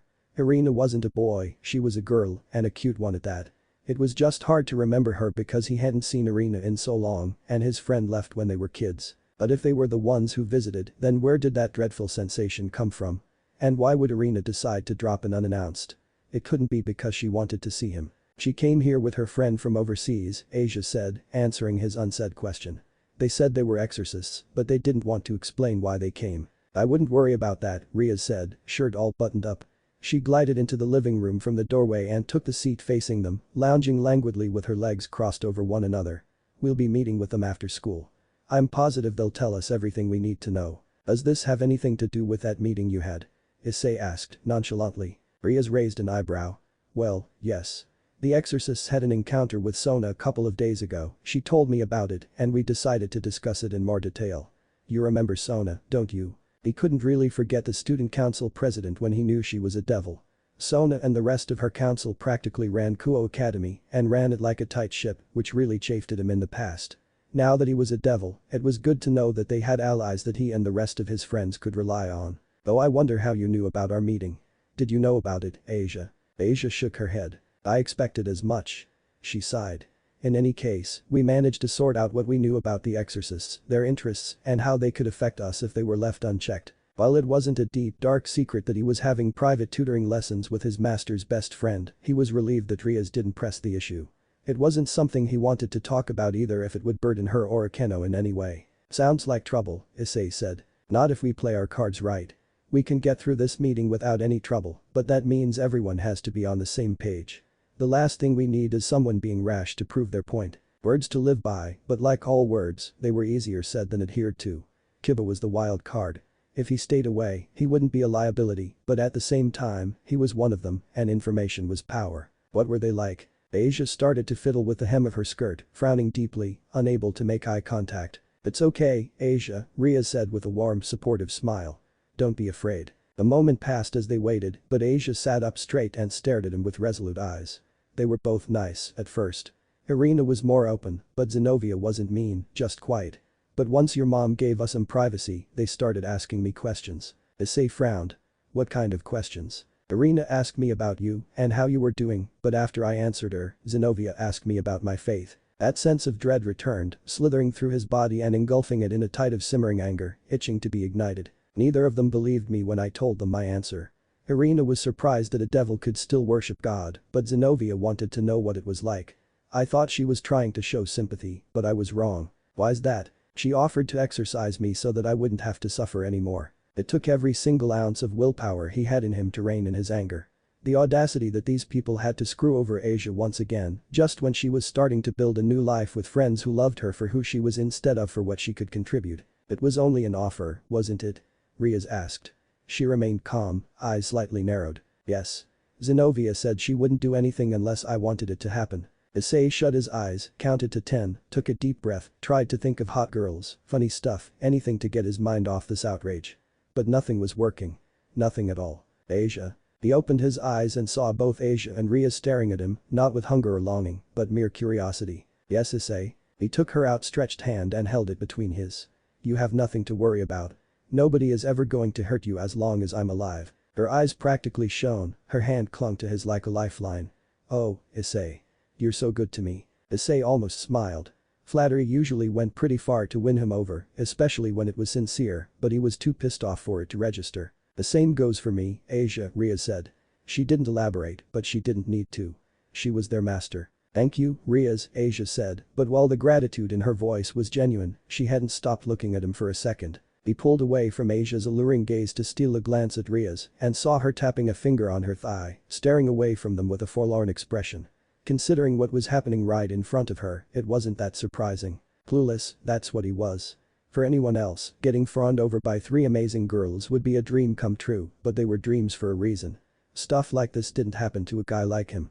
And as much as he liked to indulge, it was starting to build up a cost he wasn't sure he could pay. Ugh, now wasn't the time to think about his lack of a love life. Right now, he had a meeting to look forward to, involving a childhood friend and an exorcist with a warped sense of mercy. No matter how cute they were, he couldn't let himself forget what they did. Ria's warning rang in his mind and for her sake, he'd try not to provoke them, but one way or another, he wasn't going to let their injustice stand. Even though Issei and his allies had the numbers, the exorcists held the advantage. Their Excaliburs weren't just swords from fables, they were the real deal, and the way Irina skillfully changed her weapon's shape set his pulse on fire. If they had posed with their swords in Asia's picture, he probably would have been turned off right from the start. It was sobering just how close he was to losing Asia again, but that nightmare hadn't come to pass. Funny how things worked out sometimes. Irina and Zenobia weren't ordinary tourists, they were hunters seeking their quarry. 3 Excalibur fragments had been stolen from the church by fallen angels, and Irina and Zenobia were tasked to retrieve them. Normally, that would be all he needed to hear, except it wasn't that simple. Nothing in this godforsaken world was. We would prefer if you gave us free rein to search for the lost swords, Zenobia said. I have no interest in letting a single Excalibur remain in my territory, Rias replied. If we all work together, we'd cover more ground and find them sooner. Then what would stop you from destroying them?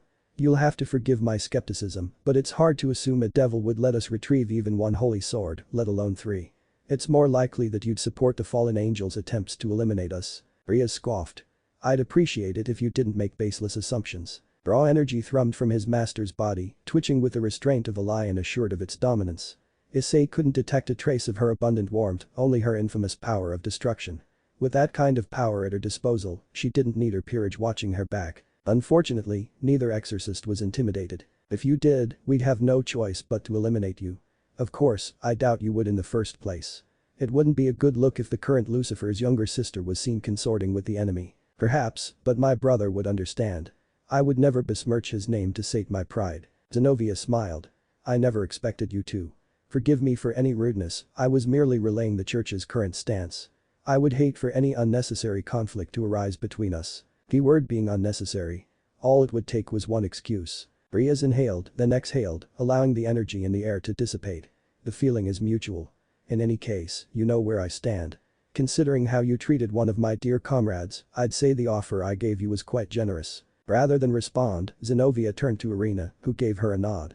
We'll consider it to commemorate your hospitality.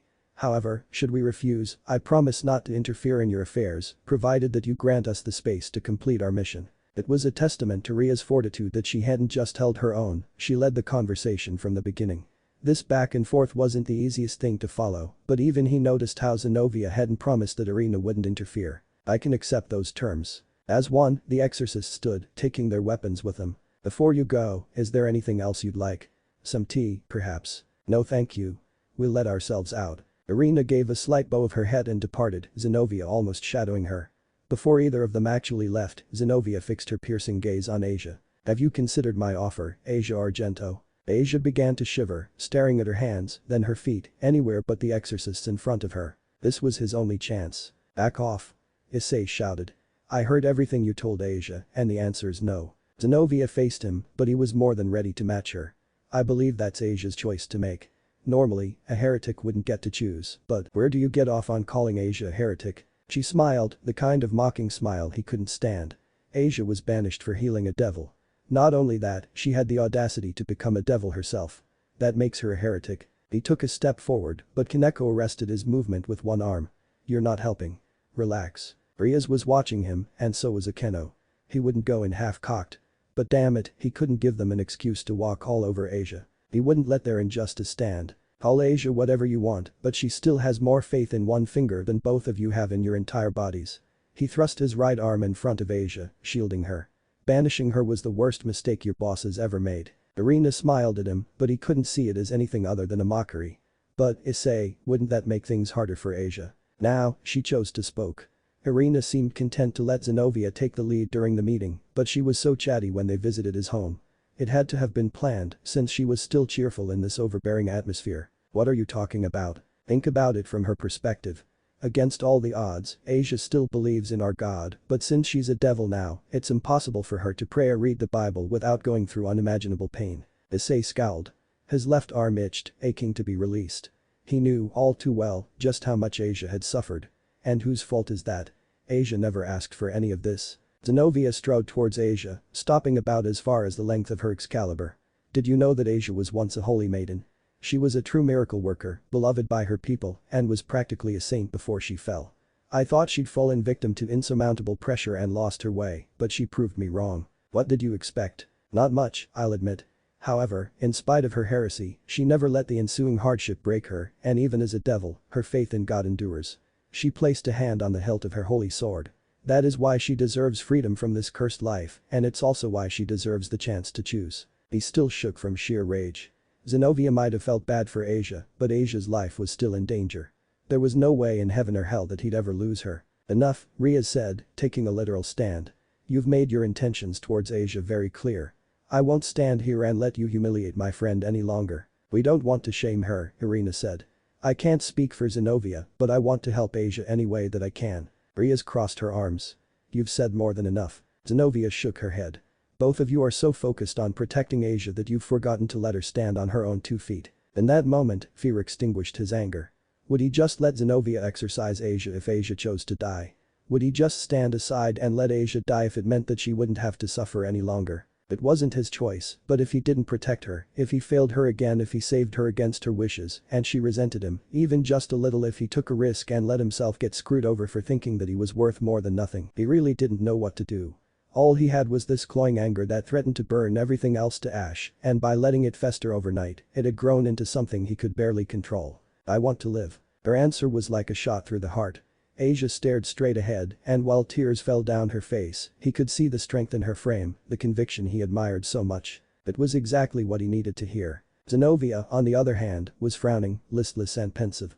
Her fingers lifted off the Excalibur's hilt one by one before tightening all at once. I can't guarantee your salvation, but Issei tore past Kaneko and filled the gap between Asia and Zenobia. She said no. Now get out of here before I make you. Issei, please, stay out of this. He growled, a vicious dragon who'd just been provoked. This is between me and her. It has nothing to do with you. Excuse me. You heard me. Issei's glare flickered to the person who dared to interfere, and it took all the willpower he had left to stay focused. Damn. Of all the people in this room, why did it have to be her? Asia really means a lot to you, doesn't she? Irina said. Fortunately for her, though, she wasn't smiling. She's more than just a friend. Hot tears threatened to spill from his eyes. If either of you hurt even one hair on Asia's head, I'll spend every waking moment making sure that you regret it. If you attack us, that makes you an enemy of the church, Zenobia said. I don't give a shit. I'll take all of you on if I have to. A smirk enveloped her features. You might be the Red Dragon Emperor, but that's still big talk coming from just one man. Are you willing to put your money where your mouth is? Issei, stand down. It was Rias, this time, who reminded him where he was. He let himself look at Asia. The pride in her eyes and her warm smile reminded him that he was fighting for her sake, not his. Sorry, he said. Asia touched his arm. Don't worry, I understand. He won't be alone. It couldn't be. Issei immediately turned and saw Kiba leaning against the door, looking like he'd never left. The only thing out of place was his disheveled school shirt. And who are you? Zenobia asked. I'm your superior. At any other moment, Issei would have assumed Kiba was just trying to look cool, but there was an edge to the guy that deeply disturbed him. And will you fight us, as well? Kiba stood upright, taking a slow walk to where Zenobia was standing. He never blinked, and the only thing on his face was a fierce smirk. Fight you? No, I'm going to kill you. Issei didn't expect to be participating in an impromptu tag match, but it was Ria's idea to let him and Kiba vent their anger through a spar. The real surprise wasn't that she was willing to let them fight, but that she got Kiba to listen. That meant they had to leave the old school building. Sunset was about to arrive, bathing the area in a warm orange glow. The clearing they were in had a lot of room to move around in, littered with tall trees and lots of foliage. To top it all off, the barrier Akeno set up would keep potential bystanders from getting in the way. Rias had made one thing very, very clear. No killing or maiming whatsoever. Other than that, they could do whatever they wanted. Once they were settled, Irina and Zenobia discarded their robes, revealing skin-tight black leotards, gloves that cut off at the bicep and high-rise combat boots. While Zenobia's shoulders were covered in armor, Irina's were left bare. However, while Zenobia's leotard cut off just above her thighs, Irina's was a bit more conservative, the bottoms looking more like shorts. Those outfits were better than what he imagined they were hiding, but it wasn't the time to ogle them. Irina had shaped her Excalibur into a katana with a brown hilt and gold pommel. Deceptively simple, but he could feel the holy power emanating from the Excalibur of mimicry. Zenobia's Excalibur of destruction was a greatsword. A blue blade flanked by two sharp steel edges, lined with a red strip that split into 3 points on both sides. It funneled into an axe crossguard that had 2 grips. One was wreathed by chains that connected it to the blade, and Zenobia held the other grip, set in gold. It definitely wasn't going to be a picnic, but this was his best chance to prove how far he was willing to go. Kiba, on the other hand, broke into haunting laughter. Have you gone mad? Zenobia asked. I spent days looking for the Excalibur, and now, 2 of them appear willingly before my very eyes. Sometimes, I just can't believe my luck. He held out his hand, summoning a thin katana. No frills about it, just steel and a dark blue hilt. Something about it was strangely familiar. Sword birth, huh? You must be that boy who… Zenobia was silenced, forced to fend off Kiba's strike. It looked like he had his own agenda. Not that he could really expect anything else. Issei, it really is you. Irina shouted. Stars were in her eyes.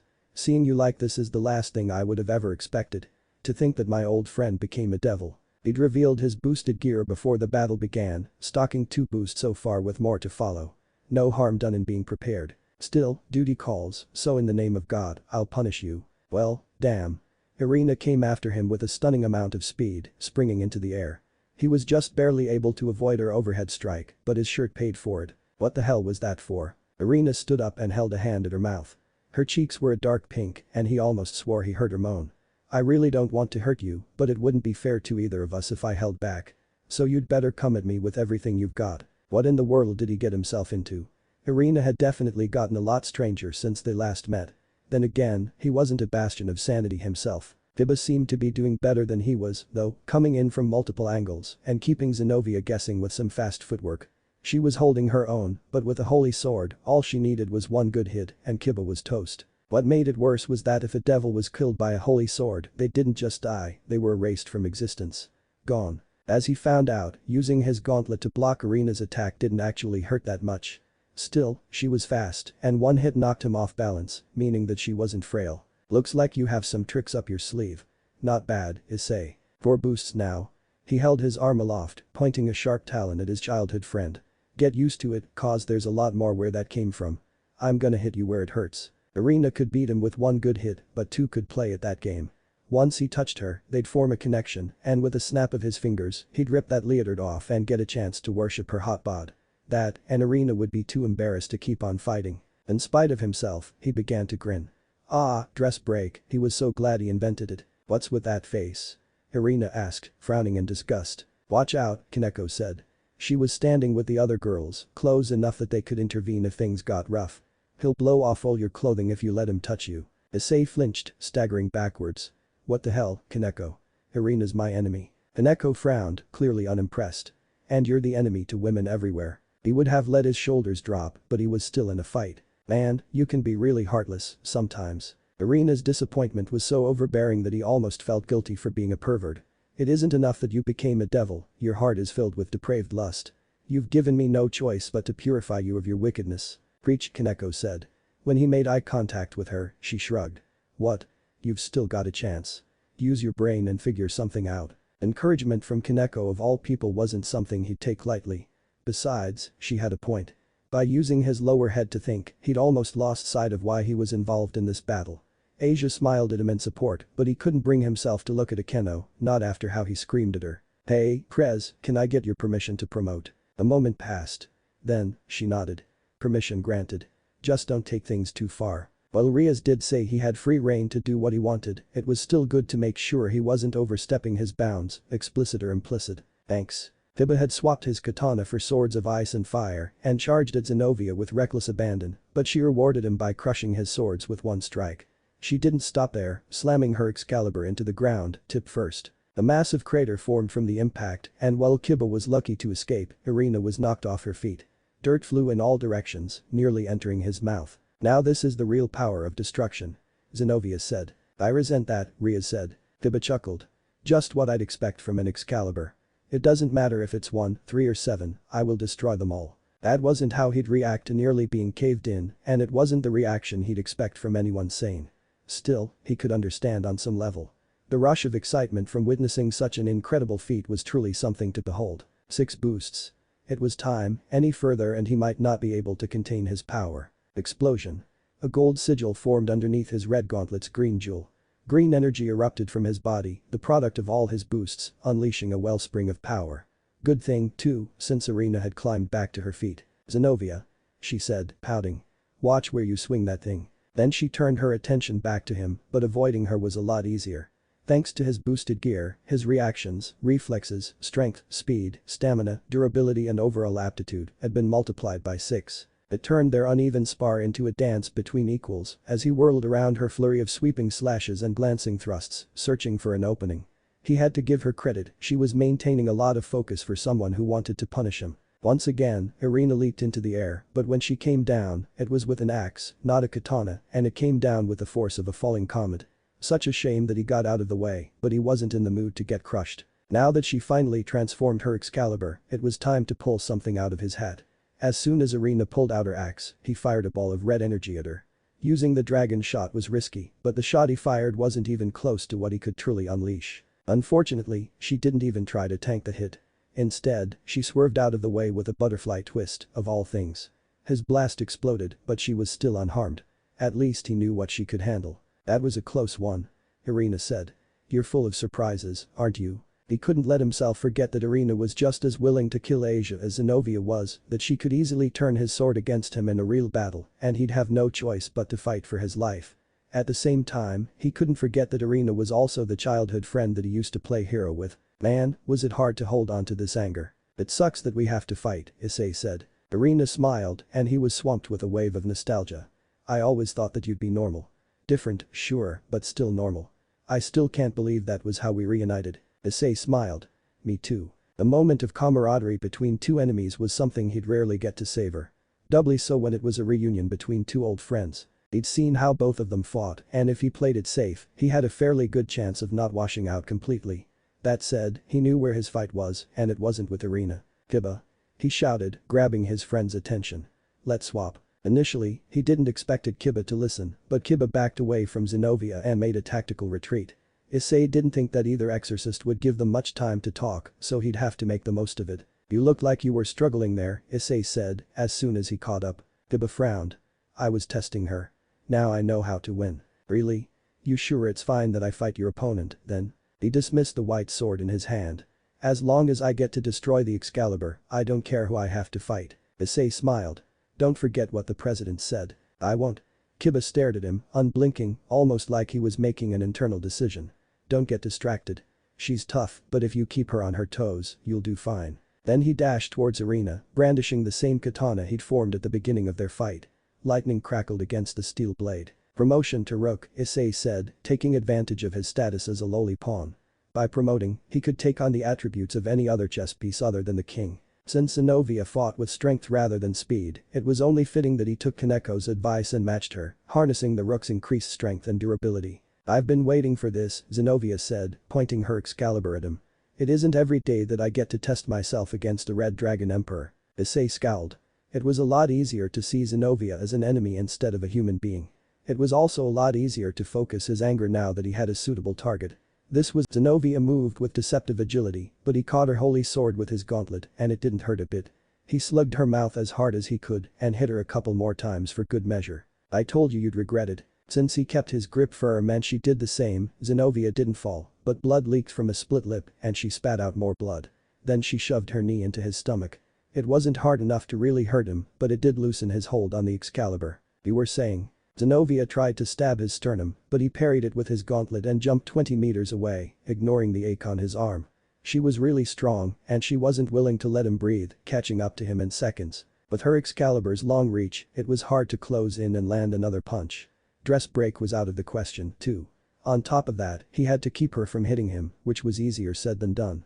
She wasn't just stronger, she was more skilled, and it was only because of his boosts that she hadn't punished his meager combat ability. The pressure was starting to mount, and he was just barely able to avoid a powerful strike that smashed the ground below. It did give him an opportunity, and when she arrived, he punched straight ahead and grazed her stomach, taking advantage of the wide gap she left just before hitting a full swing.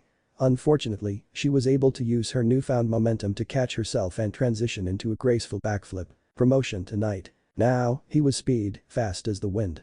With the pace of the Knight, he was able to catch Zenobia and kick her kidneys just after she landed, making her stumble. He meant to whip her off her feet, but it was better than nothing. He flashed in front of her and hit her nose with an uppercut rather than her jaw, but it exposed her. Promotion to Rook. He got into position and released all the power he'd amassed through his gauntlet in one single attack. His aim was true, and he felt a shockwave burst from his fist, but he didn't connect. Instead, an axe was buried in his gut. "Impressive," she said, retracting her holy sword with impunity. He coughed violently and fell to one knee, phlegm mixed with blood flying out of his mouth. She hadn't even cut him, but he'd already reached his breaking point. Somehow, Zenobia had slipped into his guard and punished his recklessness. He dared to look at her and found her seething in fury, blood leaking from her nose. "You almost had me, but almost isn't good enough. You let your ego get the best of you." Zenobia hefted her Excalibur on her shoulder and turned her back on him. "Better luck next time, Issei Haidu." It couldn't end like this, not with one move. Not while he still breathed. Almost wasn't enough, but Zenobia hadn't dealt the finishing blow, and he could still fight. He still had a chance. Fortunately, Kiba seemed to be doing okay. He refused to give Irina an inch. Every strike he made with his lightning blade was aimed at Irina's holy sword, and he could see cracks and spiderweb faults lining its edges. Kiba readied a horizontal slash, but Irina backflipped over his strike and kicked his chin at the apex of her jump. That one move was enough to turn the tide of the battle, and when Irina shifted her katana into a dagger, Kiba was put on the defensive. He was fast enough to avoid getting hurt, but not strong enough to overwhelm Irina, who hadn't lost a step. To make matters worse, Zenobia was just about to arrive. "Need some help, Irina?" "Thanks, but I can handle this." Irina swiped her dagger at Kiba's sword-wielding arm, quickly changing course to stab his ribsage. Kiba was up to the challenge, blocking her with a dagger of his own. He thrust his foot into Irina's stomach and pushed her away, tossing his dagger and forcing her to prevent her eye from getting gouged. All that did was clip a few strands from her hair. However, it was enough to make her back off. Zenobia clearly planned to join the fight, but dozens of swords erupted all around her, separating her and Irina from Kiba. Zenobia destroyed most of the swords, while Irina transformed her dagger into a greatsword just as large as Zenobia's and followed suit. The crack still remained. It wasn't much of a deterrent, but it did buy Kiba enough time to join Issei. Cuts both big and small sliced up his shirt, and his breathing was heavier than before, but he wasn't bleeding, and he still held his lightning katana in his right hand. "Can you still fight?" Issei stood up, dusting himself off and wiping his mouth. "Of course I can." He'd saved his most powerful move for last, and while he'd have to regain his boosts, it was better than the alternative. "Can you keep him busy?" "If I can get a good shot, I think I can knock them out." Kiba closed his eyes, before nodding. "I'll help you, but you only get one chance. That's all I need." One moment, Kiba was with him, and the next, he was a stone's throw away from Zenobia and Irina. More swords emerged from underground, and he created more as soon they were destroyed, running away each time Irina closed the gap. Devil wings sprouted from Issei's back. While he couldn't fly, he could definitely jump good and hang in the air for a few seconds.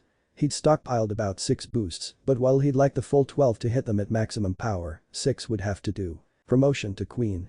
He whispered, not willing to let Irina or Zenobia in on his surprise. The Queen represented the pinnacle of his potential, combining the abilities of the Knight, the Rook, and the magical power of the Bishop. "Kiba. Get back." Kiba did so, but not before surrounding the exorcists in a ring of swords, crisscrossed by more swords. "Irina."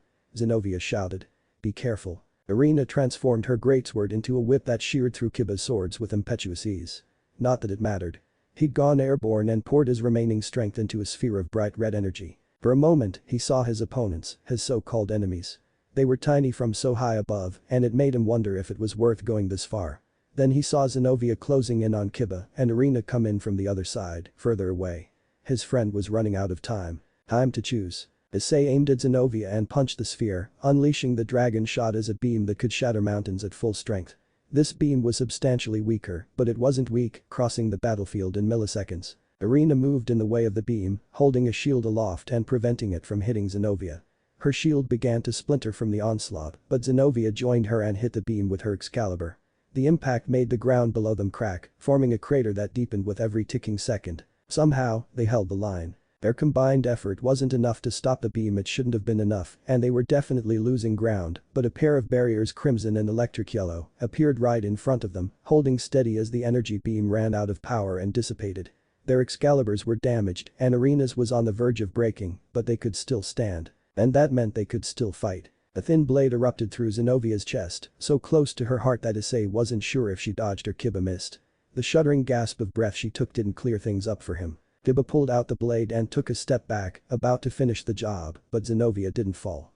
She roared, spinning around and destroying the crimson barrier that appeared, shattering Kiba's katana and slicing his chest from crotch to chin. Both of them collapsed. Issei landed, about to harness the power of the Knight, but Irina had already moved around the electric yellow barrier that shielded him and sliced his torso right where Zenobia had hit him. Excruciating pain exploded throughout his body. His knees buckled and he fell face first, but before he hit the earth, he saw Irina's clenched teeth bared in a nightmarish scowl. It wasn't a good look, not for someone so bright. Then he saw her purple eyes fill with sorrow. "Sorry," he said. "I'm sorry, too," he thought she said, but he couldn't tell. It was all too much to bear. "You're awake," Rias said. Issei sat up, clutching his forehead. A migraine thumped against his brain like brass bars, bleeding together with the phantom pain flickering just above his belly button.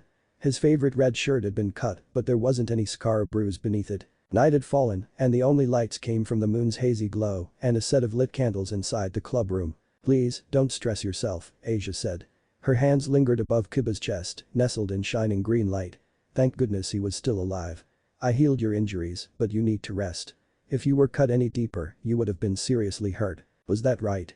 It all happened so quickly that he could barely register how badly he'd been wounded. "Consider yourself fortunate," Rias said.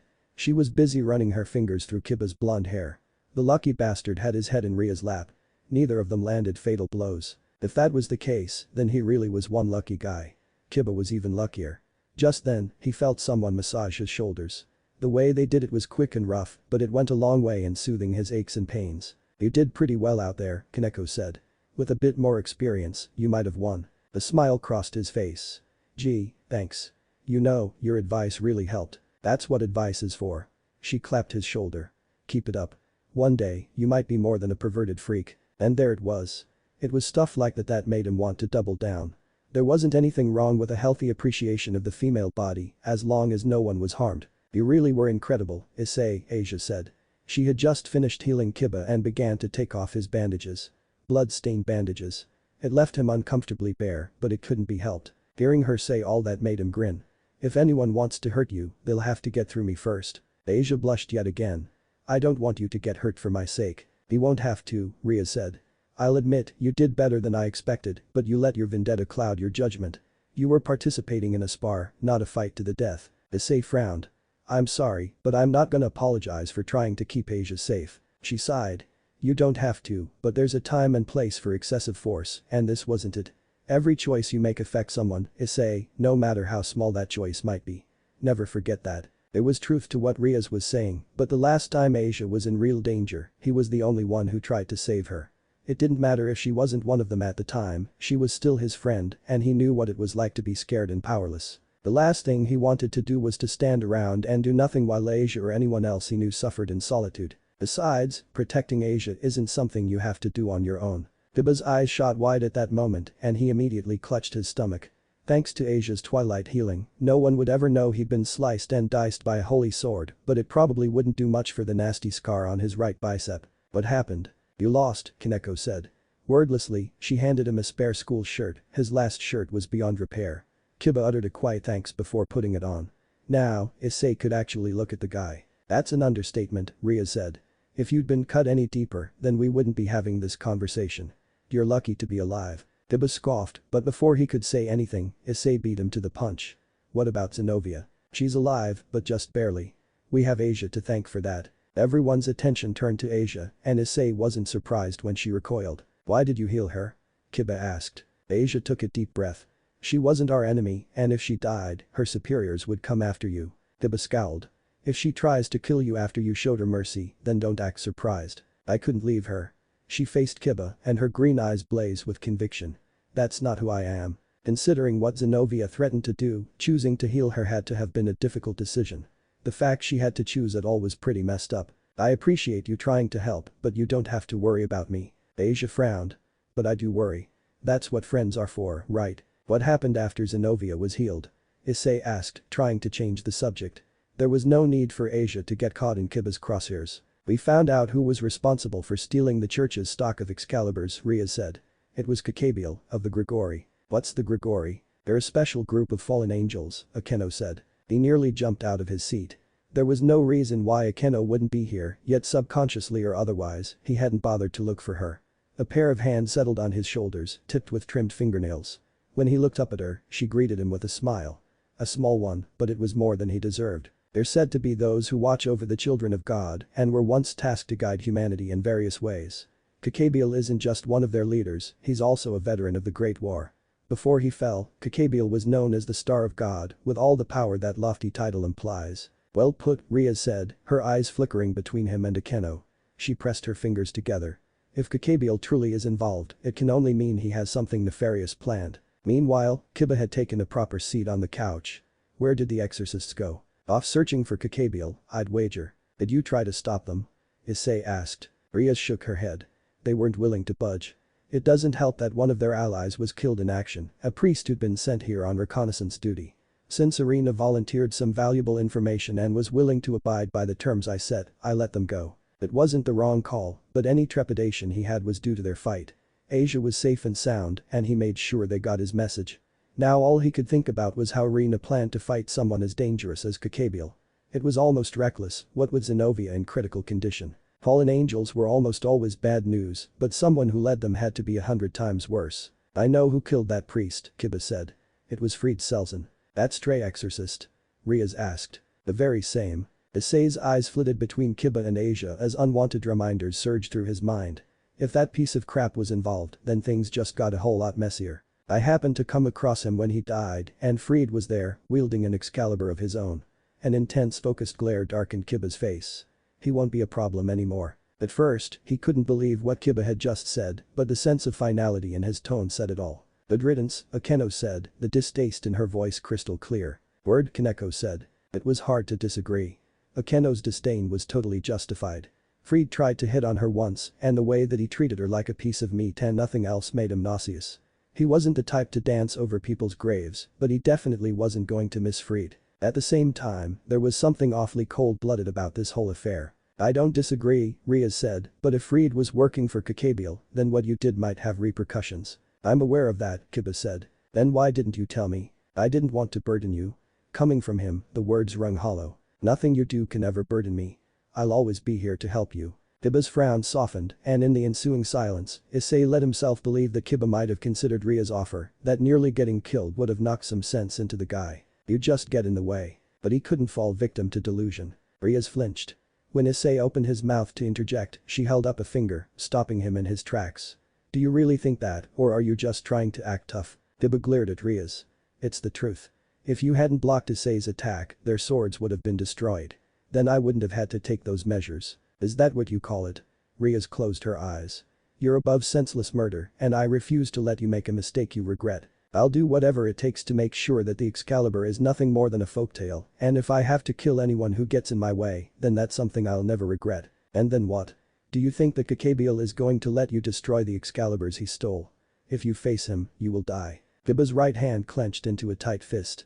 The silence was stifling, chafing at Issei in a way he'd never truly felt. He wanted to keep the peace, but he couldn't screw things up. So all he could do was watch and wait for someone else to make a move. After what felt like eternity, Kiba stood and walked towards the door. Where do you think you're going? Rias asked, standing up and following him. They stopped right at the room's exit. I won't let you leave me, Kiba. You're my knight and you're a part of our family. Did you forget all of that in your haste to get revenge? No, I didn't. I just remembered who I am. Kiba's hand hovered over the door handle. I hope you realize what will happen if you abandon us. I know, Rias, and I'm sorry. He opened the door and walked out, never looking back. He left, Asia said, dumbfounded as he was. Rias was like a statue in front of that door. Oh, Kiba, she whispered, and the pain in her voice made his heart ache for her. Is it fine to let him leave like that?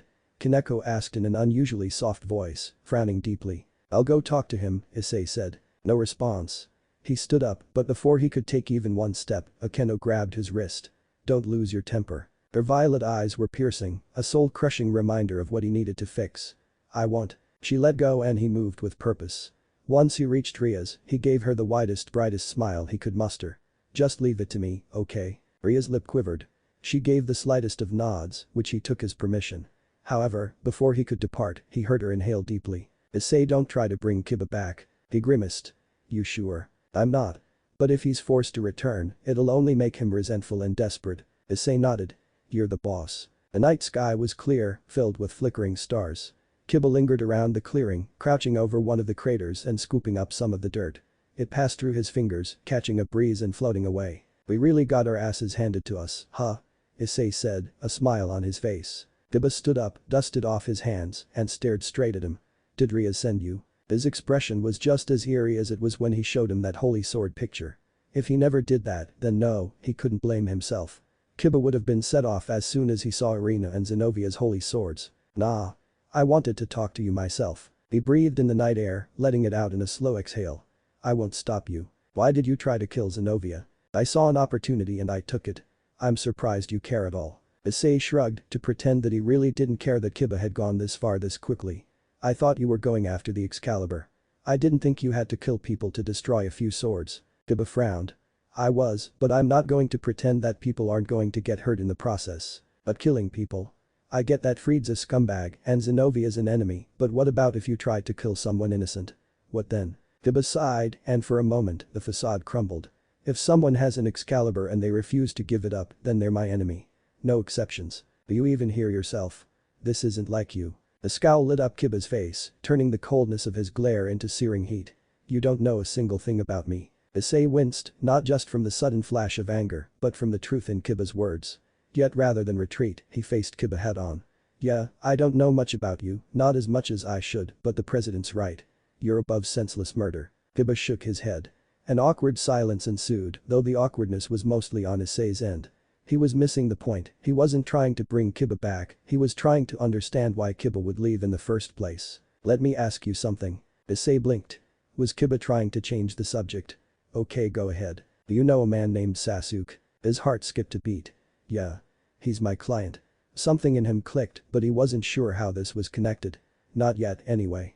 How did you guys meet? He helped me fight Fried. A wry smile pulled at the side of his lip.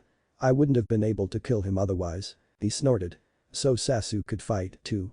It explained why he was so intimidating, but being intimidating didn't mean he could fight. That's all he did, right? He gave me some advice.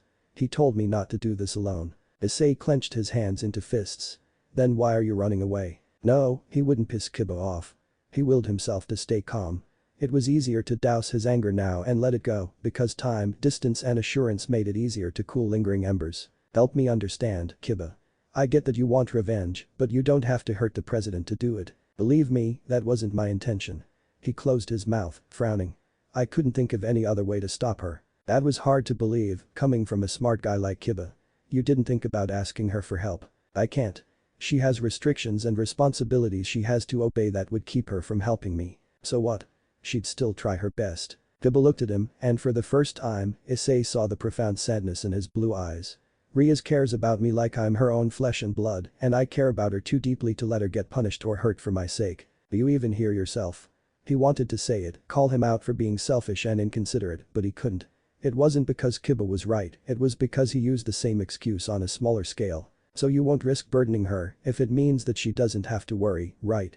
It's the least you can do because she saved your life and brought you up from nothing. Kiba nodded. That's right. The two of them just stood there, letting the moment sink in, and Issei let his worries settle beneath the surface of his conscious mind. Why did you tell Sasuke about me? Issei rubbed the back of his neck. I just needed to talk about it, I guess. I never expected him to track you down. Kiba stared at him again, but it was pensive, not eerie or intimidating or hair-trending. In a way, I'm glad you did. He couldn't really say the same. Just don't go in there half-cocked, alright. Kiba just gave him another wry smile. I won't. A summoning circle appeared on top of the crater. I can't expect to cheat death a third time, after all. He stepped into the circle and left, consumed by crimson light. It should have been obvious that Freed couldn't have obtained an Excalibur alone, even for someone who barely knew anything about the supernatural, but why would Sasuke get involved at all? He had a strange fixation on revenge, but that didn't mean much. Even if he could fight, that didn't guarantee he could survive. Why he would risk so much for a mere stranger, he didn't know. Either way, the only way he'd find out was from the man himself. Issei witnessed the rays of the moon. As a bonus, he got some advice about being patient. Even if things seemed hard, they would eventually work themselves out.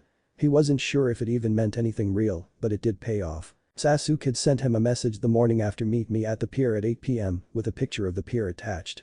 It had taken him a few days, but Issei finally got his meeting. Now Sasuke stood on the pier's edge, gazing into the endless night. Instead of his regular beige cloak, a black high-collared coat covered his arms, matching his pants. He looked like a shadow who had sprung to life, but there was some color in his face. Last time they'd met, he looked as pale as a sheet. Where did you go? Issei asked. Sasuke had disappeared without notice. He wasn't at his hotel and he didn't answer his calls. It was frustrating, maddening, and it had plagued his weekend, but he had no choice but to wait. Around, he said. I needed a place to train. So that's why you couldn't answer my calls. He inclined his head. It must have inconvenienced you. Issei shrugged. Don't worry, I get it. I've been doing some training myself. That fight had exposed several areas he needed to work on. If he was going to get into another life-threatening battle, he couldn't afford to let his weakness bring anyone else down with him. He made eye contact with Sasuke. You met Kiba, didn't you? No point in beating around the bush. I did. He took one step toward Sasuke. Why? It's none of your concern. Sasuke's single eye drilled into him, but Issei steeled himself. He came to get his answers, and he wasn't going to let fear get in his way. Of course it is. Kiba's my friend, and I help my friends whenever they need it. Sasuke didn't respond. It was the opening he needed to strike. Why would you go out of your way to help a stranger fight an exorcist? Did you get screwed over by the church too? It was the only thing that seemed to make sense. Sasuke had enough money to rent out a hotel room on his own, even though he was an orphan. He knew how to fight with a sword, but he barely knew anything about the supernatural world. As far as he could tell, he was human. Maybe he'd been a victim of a cruel experiment and somehow managed to escape. Maybe that was why his left eye was kept hidden by his hair, or why he only used his right hand for everything. I've never interacted with the church, Sasuke said. He just destroyed his theory, but Issei still had a feeling he was on the right track, even if he had taken a wrong path. Then why were you so interested in the Excalibur? I destroyed one. Issei blinked, but rather than try to explain himself, Sasuke pulled out a scroll and unfurled it on the pier's wooden surface. A set of black symbols that looked a lot like kanji appeared on the paper before a puff of smoke emerged. When it cleared, Issei saw metal fragments of what must have been a sword on top of the scroll. Was the exorcist you fought named Freed? Yes. Issei whistled. Sasuke had somehow managed to destroy an Excalibur, while his dragon shot only made them crack. It did line up with Kiba's story, though. If anyone finds about this, you're screwed. Sasuke put the Excalibur's remains back in his scroll and closed it with his strange technique, pocketing it. Who else is interested in the Excalibur? Some badass fallen angel named Kakabiel. He leads a whole faction of fallen angels. And there are exorcists in this city looking for the other Excalibur fragments. I see. That's all you have to say? Issei asked. Do you know anything else about Kakabiel? There wasn't a hint of fear in Sasuke's eye.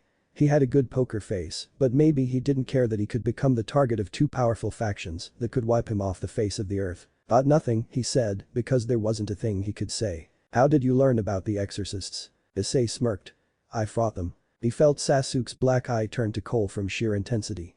How? Issei considered saying that they visited his home and leaving it there, but Sasuke looked like he was about to wring the answers from him by force. So he recounted their harrowing fight and explained Kiba's involvement to make Sasuke understand. Kiba knows the Excaliburs can be destroyed and every time he fights, he's willing to kill. He doesn't care if he gets hurt, all he wants is his revenge. Kiba left you behind. That wasn't the response he was expecting. But he was right.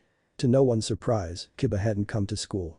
He'd made his choice, there was no use in dwelling on it. How'd you guess? You remember that talk we had about stray devils? Issei nodded and his eyes widened as he figured out what Sasuke was getting at. He won't do it.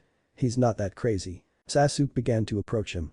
Both of his hands were covered by his coat. Did Kiba ask for your help or did he go out on his own? He didn't want anyone's help. He continued to close the gap between them, looming larger with every step. And he was angry that he lost his chance to kill one of his enemies, even though he almost died. Issei grimaced.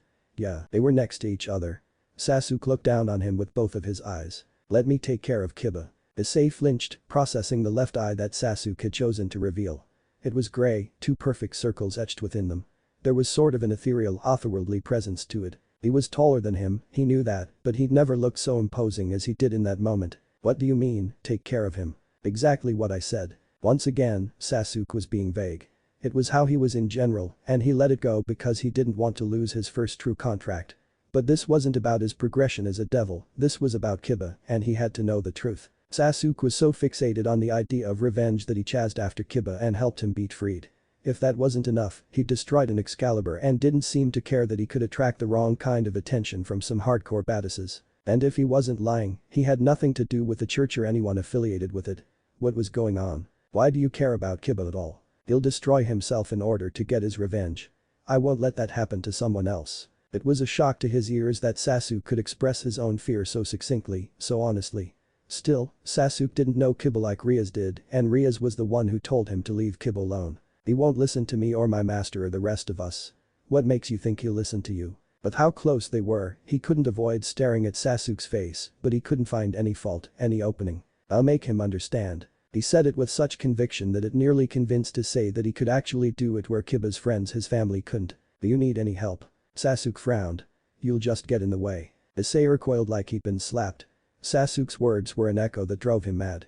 You want me to sit around and do nothing while you go and save Kiba? That's exactly what you're going to do. Issei pushed Sasuke, but he didn't budge and his palms tingled from the contact. It was like slamming against a brick wall. He grabbed Sasuke's coat collar instead. You bastard. Who the hell do you think you are? Sasuke glared at him, but he was hyped up on anger and loads of other negative emotion. He wasn't going to be intimidated by some pretty boy asshole. Kiba's my friend, damn it, and you can't stop me from trying to help him. Did you promise someone you'd help Kiba? Issei's eyes quivered and he shivered for a moment. He tightened his grip on Sasuke's collar. No, I didn't promise anyone anything. Can't I do something because it's the right thing to do? Sasuke smirked, and it was infuriating that he wasn't scared or even concerned. That's not what you're doing. He wanted to help Kiba, he really did, but he'd been a shitty friend and teammate just because he was jealous of Kiba's looks and popularity. If he knew about the pain he was holding in his heart, he'd try to be better, but chances were that he'd be in the exact same position he was in right now. The problem was that Sasuke was right and he hated it. How was he able to see right through him? Issei let go of Sasuke's coat, dropping his head in embarrassment. Damn it. Sasuke put his hand on Issei's shoulder. His gaze was surprisingly gentle, filled with understanding. You've done your best, Issei. But it'll be harder for Kiba if you're there to remind him of what he's lost. Give him time to realize that on his own. He sighed. I don't want him to die. He won't. I promise. He patted his shoulder once, then walked into the night and returned to the shadows. Sasuke had been a man of mystery, but Issei thought he had an idea of what made him tick. He was wrong. He didn't know a thing at all. The only thing he knew for sure was that Sasuke would help Kiba with every fiber of his being. If only he could put everything on the line to help out his friend. He did it before, using the balance breaker to save Rias from a doomed marriage. When it came down to it, sacrifice was something he could embrace with ease. It won't surprise me if your passion ends up killing you one day. Issei held up his left hand. It was glowing bright green. Drag. Drag was the dragon sealed within the boosted gear, the main source of his incredible powers. Drag was why Issei was called the Red Dragon Emperor. He left him alone most of the time, only speaking to him when he had something important to say. Recently, he'd warned him about the oncoming arrival of his counterpart, the White Dragon Emperor. For him to speak now, after his confrontation with Sasuke. Is Sasuke the guy you warned me about? No. You would know if he arrived. They had a mental link, but Drake could also speak through his gauntlet, which he was currently doing. I assumed this Sasuke was only a man with an unusual source of power, but for him to have destroyed an Excalibur. Issei frowned. What are you saying? Be careful. Sasuke is a man with no attachment to this world. And a man with nothing to bind him is a man that has nothing to fear. There was a hostess club downtown that struggled to make ends meet. Its problems were many. Few hostesses, lack of pleasing atmosphere and decor, mediocre service and limited choice in alcohol. The old manager had been replaced, and in only a couple of months, its fortunes had completely reversed. Rumor was that the new manager had nearly 20 years' experience running hostess clubs from Tokyo to Osaka, and to those that knew him, he hadn't aged a day. Some thought it was good genes, others thought he had access to Japan's best plastic surgeon. Kiba thought differently. The new manager might have been a fallen angel. That was why he was standing in front of the club's entrance in the dead of night, squinting at the sign that read forbidden fruit in blinding neon gold. The host's smile was equally shiny, filled with flawless white teeth. His black hair was perfectly coiffed, and there wasn't a single wrinkle on his face or his black tuxedo. Welcome to the forbidden fruit, the host said, in flawless Japanese. How may I assist you, my dear young man? One of his powers as a devil was the ability to understand every language he heard and communicate to the listener in their native tongue. Naturally, Kiba was fluent in Japanese, having lived in Japan since he'd been reborn, and that let him know if he was dealing with a foreigner. But wasn't doing that here. He couldn't hear the faint hint of static. I'm looking for the manager, Kiba replied. I want to work here. He found a clean red dress shirt that went well with a black suit jacket and his school trousers. With a bit of transformation magic, he looked just old enough to be in this kind of area without adult supervision and different enough to avoid being recognized. The host raised a perfectly curled eyebrow. Do you have a CV and proper identification? Kiba looked into the host's black eyes. A flash went off, like he was taking a picture. If you let me in, I can procure them for you. The host let out a brief laugh. Of course. Please, come in. His sharp eyes had dulled, just enough that it wouldn't arouse suspicion.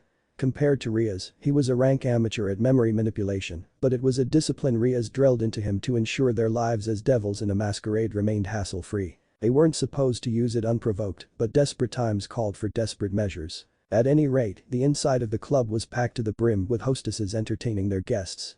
Alcohol flowed freely, and as Kiba's eyes adjusted, he took in the purple decor that dominated the club's aesthetic, offset only by the gentle golden light emanating from the soul chandelier. The host led him to the manager's office, ordering a co-worker to take his place at the entrance, and took a seat behind the desk.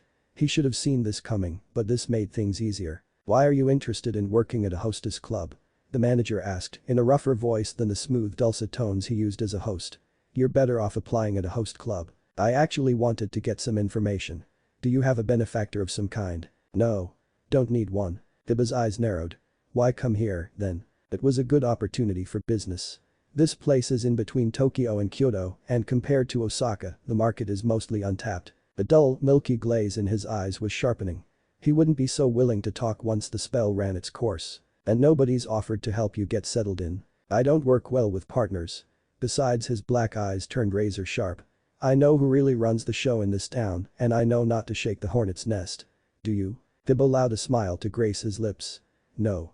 But I can handle myself. The manager chuckled. You've got guts, kid, I can say that much. He stood up and handed Kiba a business card.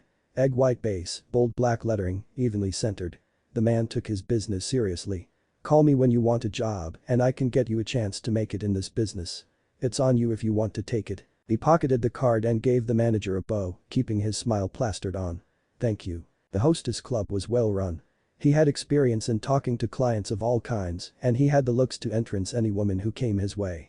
It would make for some decent eye candy if he could get work at a host club, and he did enjoy meeting new people and finding some interest in their lives. But he didn't visit Forbidden Fruit to get a job or talk to a pretty hostess, and once he reached the closest uninhabited alley, Kibble let out a shaky breath. He had searched and searched and searched for any type of hint that would lead him to the Grigori, visiting abandoned churches and run-down apartment buildings, dens of debauchery and temptation. The hostess club should have been a legitimate lead.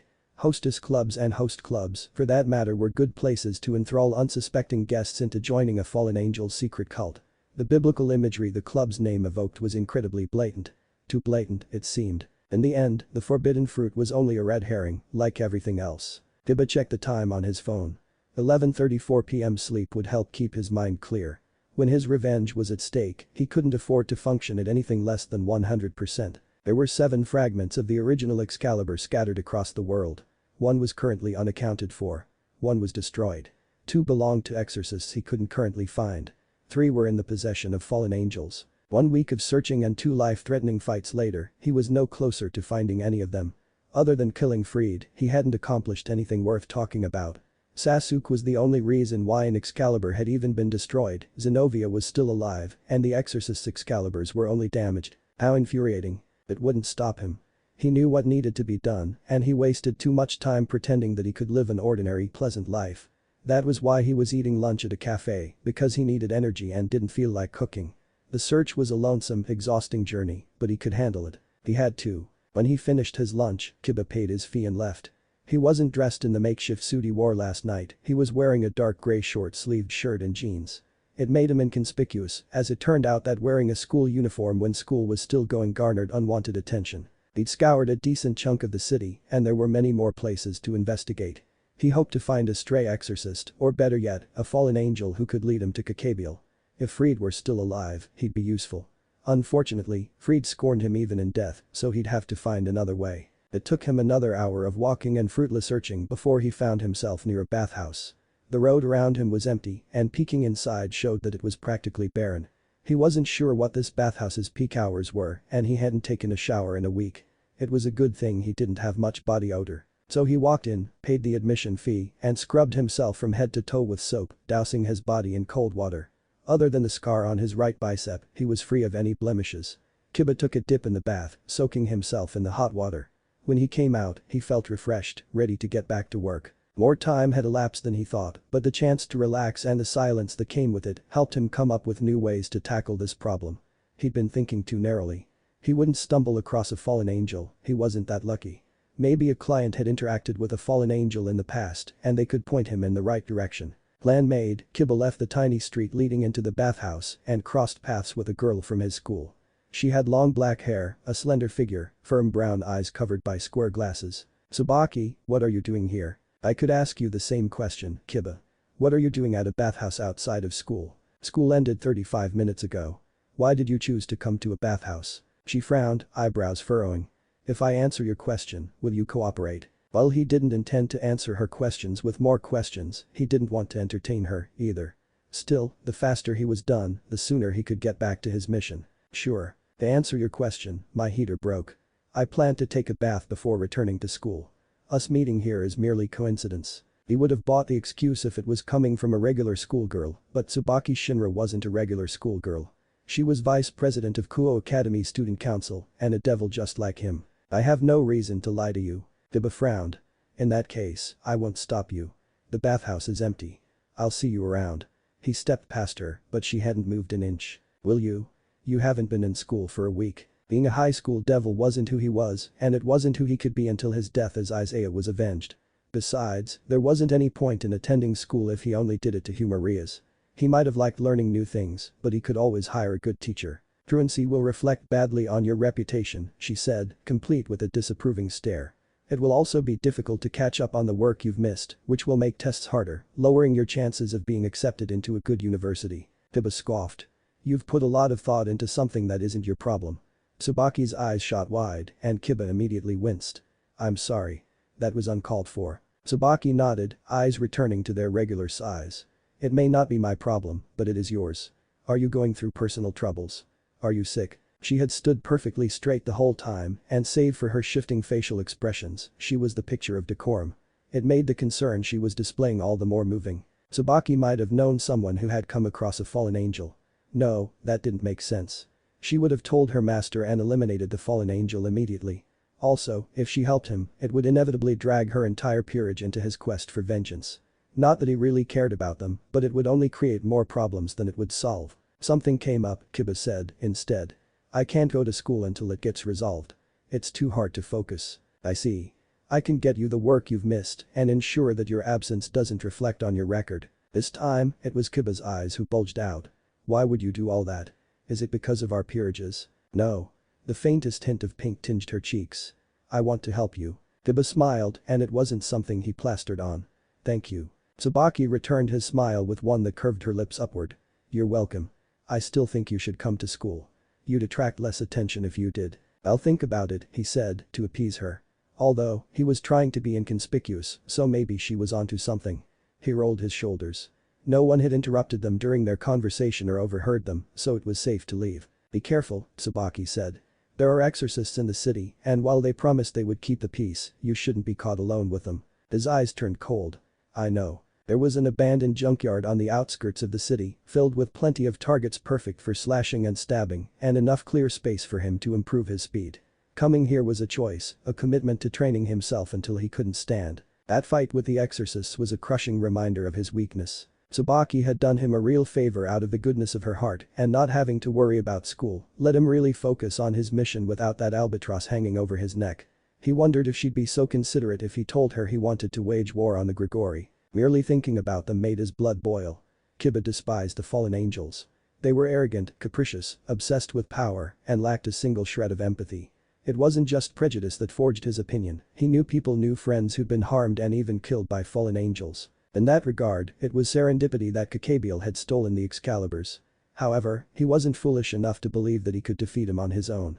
If Zenobia could bring him to the brink of death with one slash, a veteran of the Great War would obliterate him. He didn't think he'd get out of a fight with his battalion of fallen angels unscathed, either, but he could pick and choose his battles. He thought about contacting his old Kenjutsu teacher, Saji Akita, as his expertise and experience would be a great boon. However, doing that required a trip to the underworld, and his teacher was Surzich's knight. If Surzich's found out about his plan, he'd ask questions Kiba wasn't willing to answer. There was a tenuous balance between the three great biblical factions, and there was no way that he'd be the one who set off another great war. If it meant obtaining his revenge, though he'd already made sacrifices. When it came down to it, what was one more? For the rest of the day, Kiba cut through metal and strained his limbs, pushing himself beyond his limits to reach the peak of his strength. He couldn't afford to fail. A chill rattled his bones, heralding the oncoming night. He took in a deep breath, rust and iron and sweat assaulting his senses. Then he slashed through the metal of a sedan roof, slicing it almost all the way through. Not good enough. Twin swords fell from his hands, fading into the void. Kiba's swordplay was good, he was fast and quick on his feet, and he could create many different swords with his sacred gear. But he couldn't create holy swords or replicate legendary weapons, he couldn't create after images from sheer speed, and his physical power was mediocre, making heavier swords a bad fit for him. This was the peak of his strength. For now, it would have to do. As luck would have it, he came across a mansion a few minutes away from the far side of the junkyard. An overwrought black gate covered with vines and untrimmed hedges barred it from the outside world. Gray bricks sloughed off the mansion's walls, and tiles were missing from its ornate rooftop. In such a state of decay, it would have been natural for the mansion's windows to have been cracked and chipped, but the window frames were clean, clear of jagged glass. When he looked inside, deep blue eyes looked back. They weren't his. Whoever those eyes belonged to might know why the mansion was so dilapidated. He wouldn't have seen this mansion if he teleported home, but he chose to go for a walk, and it brought forth an opportunity that he was ready to capitalize on. His body ached from fatigue, but his mind was as sharp as ever. Focused, determined, desperate. It was only a matter of time until he found one of Kakabiel's angels. And this strange mansion could be his key to victory. Kiba jumped over the gate and passed through fields of untamed grass. The wooden doors opened with a touch, and the only light inside came from distant moonbeams. Bizarrely enough, the lobby was pristine, with a marble staircase and mahogany floors that were scrubbed clean of imperfection. Was the outside merely a way to dissuade bystanders from entering? It had to be, since there was a young woman standing at the top of the staircase. Her hair was long and black, streaked with yellow and pink, and her eyes were a deep blue. "Good evening," she said in a soft, sugary sweet voice. "Are you lost?" Kiba smiled. My apologies. I thought this mansion was abandoned. If you'd merely knocked, I would have let you in. The lady of the house strolled down the stairs, black skirt swishing against her ankles. May I offer you something to eat? No, thank you. The lady came to a stop on the bottom stair, an arm's length from touching him. Her head reached his nose. What brings you to my humble abode? Just passing through. She nodded, adjusting the cuff on her white dress shirt.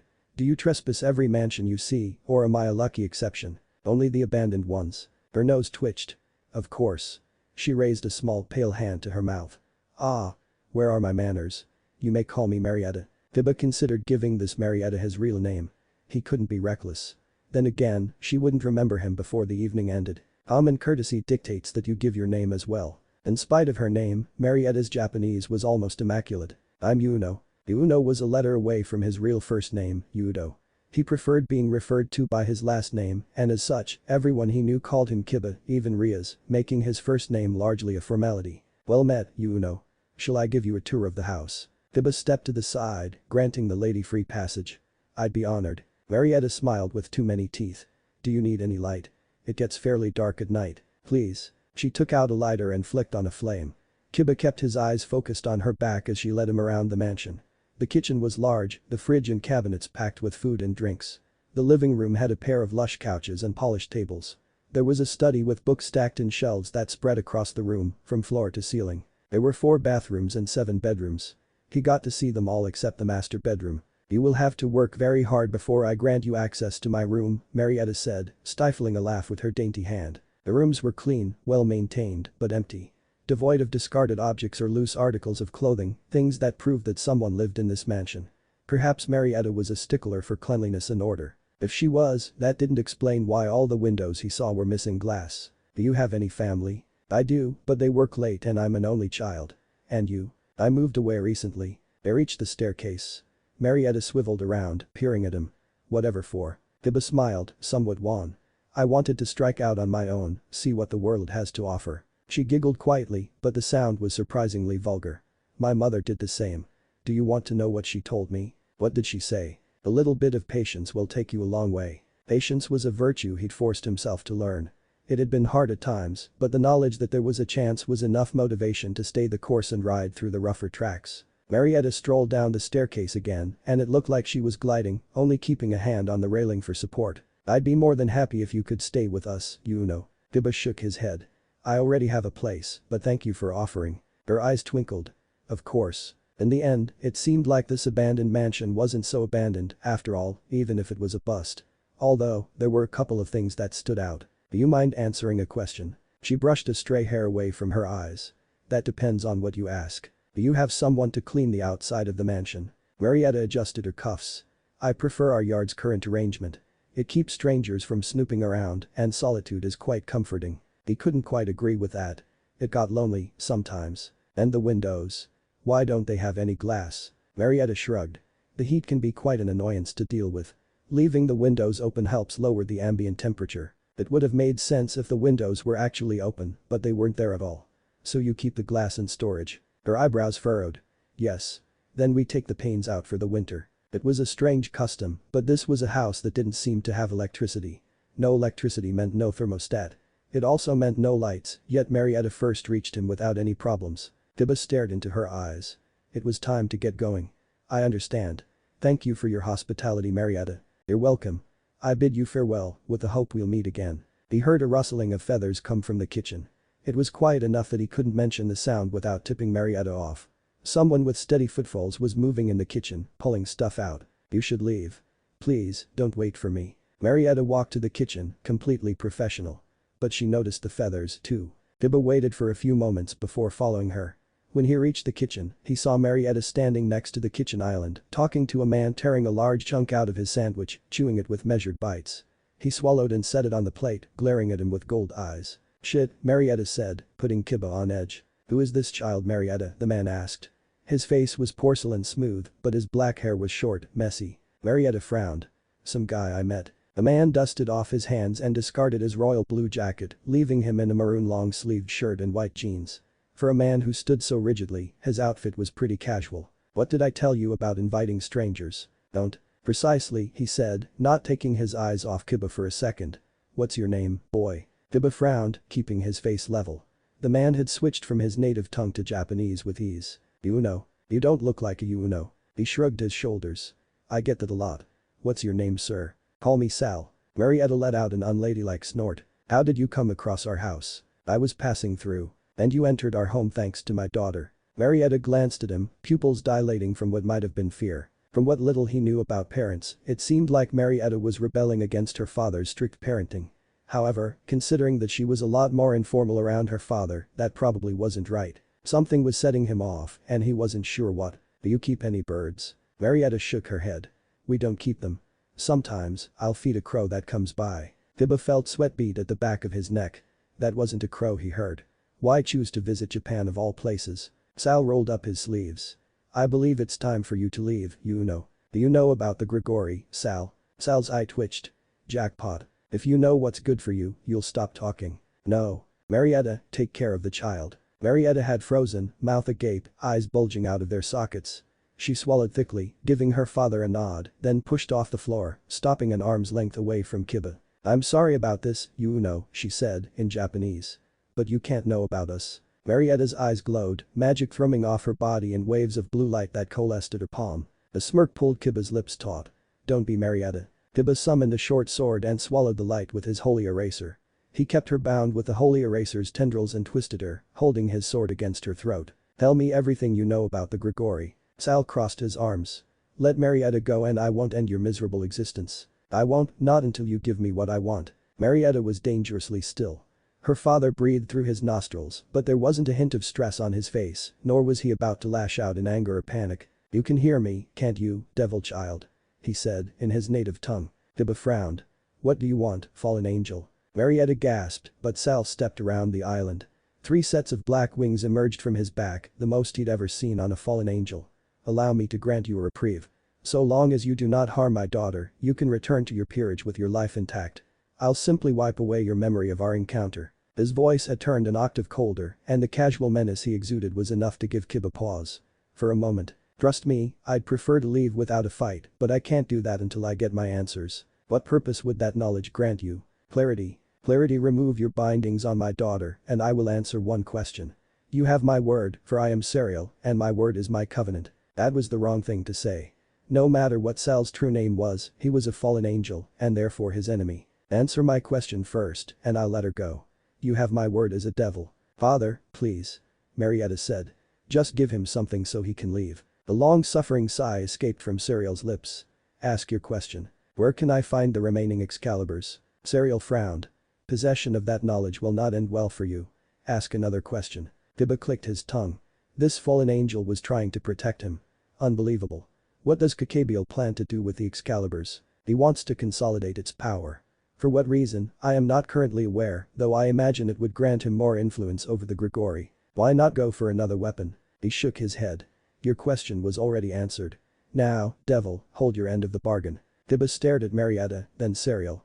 She was still at his mercy, but she was mostly innocent and tried to protect him in her own way. "You won't have her fight me?" "That won't be necessary." He released Marietta, letting her rush to her father's side. "Thank you. We may have different allegiances, but there is no need for unnecessary bloodshed." Kiba clutched his sword's hilt. "You were willing to let Marietta do your dirty work, so don't bother spinning this." "That is why I said unnecessary." Serial conjured a long spear made of red light, taking hold of it. "It is clear that you are a danger to my brethren, so you must be silenced." Kiba sprinted across the kitchen, willing a katana to form at his right hand. He was down a hostage, but that wasn't so important. It was Serial who had the answers he needed. Once he was within range, he unleashed the holy eraser. However, Serial reacted fast, throwing the spear to keep his tendrils at bay. "Marietta, create a barrier around the mansion." "Yes, father." Marietta sprouted a pair of charcoal black wings and flew out of the window, though not before glancing at him with sad eyes. Kiba threw his short sword at her direction. Serial deflected it with a wing, batting it against the far wall. Just as planned. He wanted Serial away from the island, so he could either flee through the window or fight him. It also gave him a bit more room to move. "Now, it's just you and me." Serial threw a trio of light spears at him. Swords erupted through the wooden floors like spikes, protecting him from harm. "Useless," Serial said, eyes distending from fury. "You come into my home, damage my property, take my daughter as your hostage, and risk upending the balance between our factions. How arrogant must you be?" Kiba raised his katana. Why would a fallen angel care about keeping the peace? What is the point in waging war without good reason? With a wave of his hands, the swords retracted and Kiba rushed in. A spear of light blocked his strike, but Kiba clipped Serial's wing with a dagger that sparked lightning. Serial grunted, releasing the light spear, and Kiba let go of the katana, setting a knight's sword against his throat. If you don't want to leave Marietta without a father, you'll tell me everything you know. The fallen angel's teeth gnashed against each other. Your persistence is quite vexing. Are you that eager to die? I don't have a choice. As long as one Excalibur exists, I'll always be in danger. Serial frowned. An imperious calm had settled over his visage. How unfortunate. He slammed his palm into Kiba's stomach. Kiba jabbed, but didn't get far as Serial blasted him away with a beam of red light. His head collided against the wall, just barely missing the cabinets, and lunged away from a javelin that cracked the wall, cleaving through the sleeve of his shirt. If he was half a second late, he would have bled. As it was, a thin wound oozed blood from Serial's neck, so Kiba created a wall of swords to create some distance. Serial was starting to grow serious, and one blast had torn right through his shirt, burning his torso. Kiba ran towards the lobby and jumped, hovering parallel to the ceiling with his wings. Serial had broken through his wall and flew into the lobby. Most people didn't look up, and he was banking on Serial taking time to search for him. He exhaled, and Serial looked up. Kiba immediately threw the dagger he'd created, careening towards the second floor wall and kicking off it, twin swords ready to decapitate him. Serial flapped his wings, creating a gust of wind that arrested his momentum. Kiba braced himself and dove to the staircase, running down the railing at full tilt.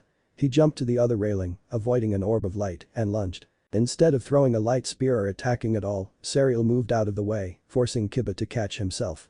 When he turned, Serial clipped his leg with a light spear, then flew into his guard and kicked him. Kiba crashed through the decayed brick wall, landing on the gnarled grass of the mansion's front yard. He slowly climbed to his feet, but his right leg buckled under him. His calf was bleeding from a deep wound. Serial was swimming in and out of view as he flew through the mansion's entrance. Everything hurt. He was losing badly, and Serial only had one injured wing and a shallow cut on his neck. What would it take for him to win? Has the barrier been erected? Serial asked. It has, Marietta said. She flew down from the rooftops, landing next to her father. I think he's got the message. Serial frowned. Do you have a soft spot for this devil? Marietta pulled at her cuff. It's not a problem, is it, father? Kiba scowled. He must have hit his head really hard if a fallen angel was pleading for his life. How pathetic. Did you hear that, devil? You might be talented, but you're no match for me. Run and cling to life so you may enjoy what it has to offer. The twin swords disappeared. Kiba created a katana that thrummed with lightning, but it wouldn't be enough. Sword birth let him create swords that were perfectly designed and imbue those swords with elemental properties. However, once a sword was created, he couldn't alter its design. He couldn't create swords that could cut through anything or a rapier with the crushing power of a greatsword. This was the peak of his strength, and it wasn't enough. If he wasn't desperate, if he wasn't willing to use Serial to get to Kakabiel, if his brain wasn't pounding against his skull, he would have called it a day. Try again after he recovered. But he'd come too far to give up now. Kiba pressed his hand against his heart and called upon the power of his evil peace. It would give him the strength he needed to win, consequences be damned. Before he could undo the restrictions binding his latent power, he heard the chirping of 1,000 birds from high above. Lightning crashed against a bright blue barrier that encompassed the mansion and smothered it entirely. A shadow fell to the mansion, landing between Kiba and the fallen angels. The smoke bomb broke against the cobblestone path, spreading across the yard like wildfire. Kiba felt a firm hand grab him, then the rush of wind surrounded his body as he was taken from the mansion. When the wind stopped, he saw Sasuke looking down on him. Saved once again. An unfamiliar ceiling hung above Kiba, the single light bulb currently deactivated. Clutching his stomach, he felt bandages wrapped around it. There were more bandages wrapped around his calf, and his leg had been raised on a platform of pillows. A dull pain throbbed across his body, but he was alive. Sasuke was seated in a chair across the room, still as a statue. Seeing him here in this unfamiliar room made Kiba grimace. How are you feeling? Sasuke asked. A black coat was wrapped around his body. Kiba clambered to a sitting position. Better. How did you find me? I tracked you down. Why? You left your friends behind. Kiba frowned. When did you find out about that? Issei told me what happened to you. Once again, Issei had looked out for him, and once again, Sasuke saved his life. Where were you the past few days? Why come now? I was searching for clues about the Excalibur. He didn't elaborate, but Kiba would make him reveal everything. Did you know about the mansion? Yes. There wasn't much I could find. Of course he couldn't. Why would he? The mansion had been abandoned. Did your friends accept your departure? Kiba stared at his hands. Clench them. No. Sasuke frowned. This was what got to him. What did you learn from those fallen angels? It wasn't his concern, but he'd gone out of his way to search for clues and saved his life. He let out a frustrated breath. The older fallen angel knows where the remaining Excaliburs are located. He's involved with the Grigori. Who are the Grigori? They're a faction of fallen angels. The ones in the city are led by a fallen angel named Kakabiel. I know who he is. Tiba scoffed. If you knew, then why did you ask me about the Grigori? Why did you fight the fallen angel? Why is that important? What did you have to gain from fighting him? Tiba clutched his jeans. Answering a question with another question was really irritating, and Sasuke did it twice. I wanted to get as much information as I could. He would have wiped away my memory if I didn't defend myself. What did that choice cost you? His frown deepened. Nothing. I'll recover from these injuries. And then what? Tiba's jaw clenched. What do you think? Those fallen angels are my only good lead. What about the exorcists you fought with Issei? I can search for them on my own time. That was, of course, if he could find them, but he would. It was only a matter of time. Their Excaliburs were damaged, waiting to be destroyed. They were alone, without support, and Zenobia was still recovering. Searching for them was a luxury he could afford. But he wasn't going to fight them without proper preparation. They were dangerous, and he knew from experience that he couldn't take them lightly. You fought the fallen angel instead of searching for the exorcists. Where did that lead? Why do you care? Sasuke stood up. He walked to the foot of the bed. That fallen angel cleaved a hole through your calf. He left second-degree burns on your stomach and broke your ribs. He gave you a concussion. And if I hadn't arrived when I did, he would have taken your life. So what? I would have run away before he could. The retort came to his lips. But it wasn't the truth. He was prepared to give up his sanity to destroy Serial, and he wouldn't have spared Marietta either. I know. You don't. Tiba grit his teeth. What the hell do you know? You don't get to look down on me. Sasuke looked straight through him. You want revenge. You want to hurt everyone who wronged you, and you don't care what happens to you, as long as you get what you want. He sucked in a breath. Sasuke was so close, so very close, but not close enough. I don't need to hear your lecture. Sasuke scowled. What happens after you get your revenge? I don't know. And he wasn't surprised to find he'd spoken the truth. It had been a distant dream for so long, and now that he'd grabbed hold and chased after the possibility, there wasn't any other path left for him. If you make it, you'll be alive. And you'll be empty. The sudden intensity that smothered Sasuke's voice made Kiba pause. Something wasn't right. Maybe it was because of that shift or the static that emerged around the word empty, but it threw him off balance. It was easy to brush off his power translating a few of Sasuke's words because he might have been speaking some odd dialect of Japanese he'd never heard of and he only spoke to him one other time. But Sasuke was an enigma and this was more proof. He'd risked his life to save his not once, but twice, for no other reason than because Kiba wanted revenge. How do you know? That's what happens when you abandon everything in pursuit of your heart's desire. It leaves you desperate to find any purpose that will fill the void revenge left behind. Kiba's eyes widened.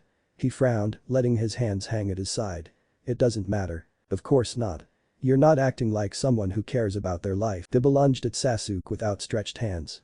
Sasuke grabbed his wrist with an iron grip and it was like they were in the rain again when he killed Freed because he thought Sasuke died to save his life. With his right hand, Kiba punched Sasuke's face. It was like punching steel, and Sasuke rolled with the punch to keep Kiba's fist from shattering. Don't ever say that again. Sasuke's eyes roved over his face, searching. For what, he didn't know or care. Why do you want revenge? His voice was oddly quiet. Kiba pulled back his fist, and Sasuke let go of his hand. In his attempt to hurt Sasuke, he'd folded himself over his legs, putting pressure on his injured calf. He bent back to a proper sitting position, breathed in the dry air and let it out, forcing himself to calm down. It wasn't like him to lash out like that, but the reminder of his greatest regret was too much to handle. I won't judge you, Kiba. This isn't the easiest burden to share. In spite of himself, Kiba's lips tugged upward. It wasn't a smile, but it wasn't a frown, either. The church wanted to create fighters who could wield holy swords. They took children who had the potential to use holy swords and experimented on them. I was one of them. Day by day, we were tortured as they tried to make us use holy swords. They convinced us we were doing the right thing, they told us if we endured, we would be rewarded. Tears of rage rippled from his eyes. We couldn't do it. And instead of showing mercy, they disposed of us. They put us in a room and pumped it with poisonous gas. They watched us vomit blood, but they didn't care. They told us we were serving God and we prayed and hoped and dreamed of salvation. Nobody came to save us. The only reason why I'm alive is because my friends helped me escape, but even then, I was too weak to move around in the snow. If my master didn't find me, I'd be dead like the rest of them. Kiba wiped his eyes with his arm and his eyes blazed with his defiance. That is why I can't die, because if I did, the deaths of my friends would be in vain. Their dreams, their hopes, their existence lives on in me. And I won't rest until their torment is avenged. A deep, profound sadness emerged in Sasuke's eyes.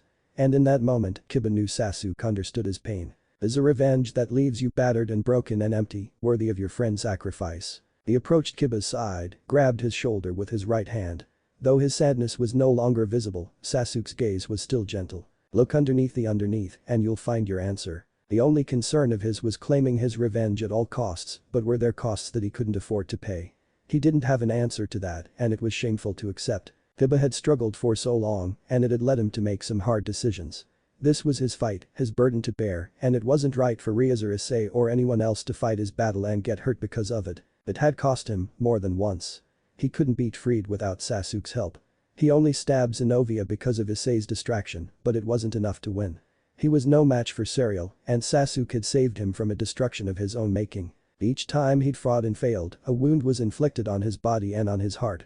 He wasn't strong enough, and because of his pride and his pain, he kept on traveling alone. Now, he had arrived at a crossroads where the wrong choice meant torment instead of solace, failure instead of success, death instead of absolution. And he didn't know which path to take. Sasuke gave Issei a ton to think about. Nearly 2 whole days worth of thinking, in fact. Was he really making things harder for Kiba? He gave him the space he needed, tried not to drive him away and supported him whenever he got the chance. Sure, he didn't fully understand what Kiba was going through, but that wouldn't stop him from helping his friend in his time of need. Friend, yeah, right. As if he had the right to call himself Kiba's friend. It was easy to ignore his feelings when he shoved them down, but he couldn't repress his guilt, no matter how hard he tried. He'd treated Kiba really badly, and it was partly why he'd been so determined to keep Kiba from diving into the abyss head first, but he was being selfish, and his guilt was steering him all around, without letting him figure out where he was going. If he was going to help Kiba, he had to make sure he was doing it for the right reasons. After everything settled down, he'd make up for his mistakes, let Kiba decide if he wanted his friendship. In the meantime, he honed his fighting skills with Kaneko. With her tiny frame and cute face, it was easy for someone to think she wasn't much until she pounded them into the dirt. Kaneko was the rook of their peerage, and she knew how to make the most of her strength. She'd broken down the mistakes he made during his fight with Irina and Zenobia so thoroughly that when she finished, it felt like he'd survived a couple of rounds against her in a fighting ring. She was a harsh critic, and in his weaker moments, her bluntness was really irritating. But she wasn't doing this just to insult him, she was putting in the time to help him improve. It wasn't all bad, since she complimented him when he did well. He'd been doing this extra training for almost a week, and the results spoke for themselves. If he was human, the time he spent training would only help build a foundation, but he was a devil with the power of a dragon. He was making real progress and his potential was off the charts. Even if his arms turned to lead and his legs felt like jelly, he looked forward to doing it all over again. So after school ended, he went over to the field behind the old school building, expecting to find Kaneko waiting for him. He found someone else. Akeno. What are you doing here? I asked Kaneko if I could train you in her place, she said, not angry or resentful of him. It did explain why she was dressed in her battle outfit, a shrine maiden's uniform that exposed her shoulders. Why? I found out you were training your body instead of your mind, so there's no reasons why our lessons can't continue. Since Sasuke wasn't around, there wasn't an official reason to continue their private lessons. Distancing himself was the right choice to make. There was no excuse for what he did. Akeno was just trying to help, and he threw it in her face because he thought she was trying to keep him from protecting Asia. He figured she wouldn't want to be around someone like him. Yet, here she was. Are you sure you want to train me? Of course I do, silly. Why wouldn't I want to get all sweaty with you? Issei blushed, in spite of himself. I thought, well, you were mad at me. Akeno put a finger to her lip as if she was pondering his response. Oh, I see. I must have given you the wrong impression. When I told you to watch your temper, I wanted you to remember not to get angry at Kiba. His jaw fell open. What? But I shouted at you, for no reason. You should be furious with me. You were in the middle of protecting Asia's honor. I can't hold that against you. Issei's gaze trailed to his feet. He avoided her for no real reason, and he might have just ruined his chances with Akeno, ruined the friendship he built with her. He wanted to apologize, but he didn't know where to start and he didn't want to screw things up even harder. Sorry. He heard grass crunching with every footstep Akeno made. Eventually, he was looking at her feet instead of his. There's nothing to be sorry about. Well, actually, you were avoiding me, but I know a way you can make it up to me. By training with you? That's right. He looked up, and when he saw the smile on her face, he realized that his fear was all in his head. Alright. I'll do it. She clapped her hands. Excellent. Kaneko taught you to dodge, right? Yeah. Her violet eyes glinted, sending warning signs straight into his brain. Then get ready. Lightning danced between her fingers. Issei revealed his gauntlet and jumped away from her bolt of yellow lightning. It scorched the grass where he had just stood. He was incredibly thankful that Akeno's lightning wasn't as fast as actual lightning, or else barbecued Issei would be on the menu for dinner. It wasn't the first time that he had to dodge magical attacks. Rias dropped in on his fighting practice with Kaneko one time, giving him a chance to dodge her power of destruction. She held back somewhat since her magic annihilated anything it touched, but it forced him to get better at thinking on his feet. If Akeno was holding back, he didn't notice. Her control over her lightning was nearly as amazing as the number of ways she conjured it up. Lightning bolts were her bread and butter, but she could create slow-moving orbs suffused with lightning, shockwaves that erupted from her body in a wide circle, even traps that nearly caught him while he was dodging her attacks. Throughout all this, her face was dark red, like she was getting a thrill from their exercise that definitely wasn't an adrenaline rush. It was kind of disturbing that he was on the receiving end of her bloodlust. It was also incredibly hot and distracting enough that he lost his footing for a second, long enough for a stray bolt of lightning to hit him square in the chest. Issei grit his teeth. The bolt wasn't strong enough to knock him off his feet, but it hurt, fraying his nerves something fierce. That's it. Does it hurt? He panted, trying to catch his breath. I can take it. He fell into his fighting stance. Give me everything you've got. Uo, Issei. Akeno moaned. You're driving me wild. Her lightning orbs floated towards him as she unveiled her devil wings. Now that she'd taken to the air, Issei found out that lightning strikes were hard to dodge when they came from high above. His arms ended up being singed. Sweat soaked the blue shirt he wore for training. And his fingers were still twitching. But he learned a lot from this impromptu lesson. Issei collapsed onto the grass, legs sprawled out in front of him. Wow. Akeno floated down and sat next to him in the Caesar position, pressing her palms on her thighs. Other than the sheen of sweat that lingered on her face and the faint blush staining her cheeks, she was the portrait of a princess. You were fantastic, Issei. Issei smiled and sat up. Thanks. My pleasure. Yet again, her kind words made him realize just how dumb he'd been. I'm really sorry for avoiding you. Akeno frowned, staring at her palms. Were you afraid that I'd shun you? Issei flinched. As nice as Akeno had been, there was every chance that she'd stop humoring him and kick him down when he least expected it. It had happened to him before. Once bitten, twice shy as the saying went, so he wasn't going to take any chances. I was. He curled his hands into loose fists, wincing from the effort, and set them on the grass in front of his lap. I thought you wouldn't want anything to do with me. But he was being stupid. On the off chance that Akeno was as bad as his worst nightmare, Rias wouldn't let her abuse him.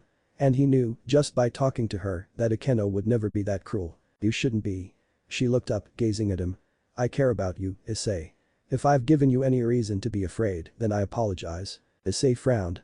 It's not your fault. You did nothing wrong. I'm just afraid of wanting to commit myself to another girl. If he could spend his whole life never telling a soul about the trauma in his heart, he'd do it in a heartbeat. He had a good thing going, he didn't want to make things awkward for himself or anyone else he cared about. You don't have to force yourself. We all have our secrets. He nodded, more to himself than Akeno. I know. I'm really sorry. Akeno gave him a soft smile. It's okay. As long as it doesn't affect our relationship, I'm sure we can move on, learn to communicate a bit better. That would be great. Issei's mouth pulled into a wry little grin. You know, Akeno, you're really nice. What makes you say that? You're spending your precious time with a loser like me. Akeno's frown returned. You're not a loser. I'm not. I'm a huge pervert, my parents think I'm hopeless, most of the school hates me, and before the president came along, I barely had any friends. Dying was the best thing that ever happened to me. Akeno's eyes widened like she'd been slapped in the face. But rather than run away, she stayed with him. Then you're certainly making the most of your second chance at life. Issei shrugged. Well, I have to pull my weight. I don't want any of you guys to get hurt because I wasn't good enough. Akeno smiled. See? A loser wouldn't think that way. If you were a loser, you wouldn't have fought Riser Phoenix one-on-one to save Rias. You wouldn't have fought to protect Asia from those exorcists. We wouldn't be talking right now if you weren't willing to change yourself for the better. Issei frowned. Maybe that's true. He did do all of that, but that didn't make him a winner. You know what I don't get? You can have any guy you want, but you're here, trying to cheer me up. Maybe I don't want any random guy, Akeno said. I'd much rather spend time with a guy who's incredibly brave and valiant, who'll fight tooth and nail for his loved ones if they're ever in danger, than some guy who might have all of the glamour, but none of the heart. Really? What about someone like Kiba? Kiba's a good friend, but I know what I want, Issei. She set her hand over his fist and squeezed. There's a lot of awful men out there, but you aren't one of them. Don't ever think that you are. Issei nodded, too choked up to speak. One pep talk wouldn't solve everything, but he couldn't keep on living this life, chained down by selfish guilt and painful trauma. Someone actually saw something great in him, and if nothing else, he could try to be worthy of that. He wasn't a loser. It was high time he stopped acting like one.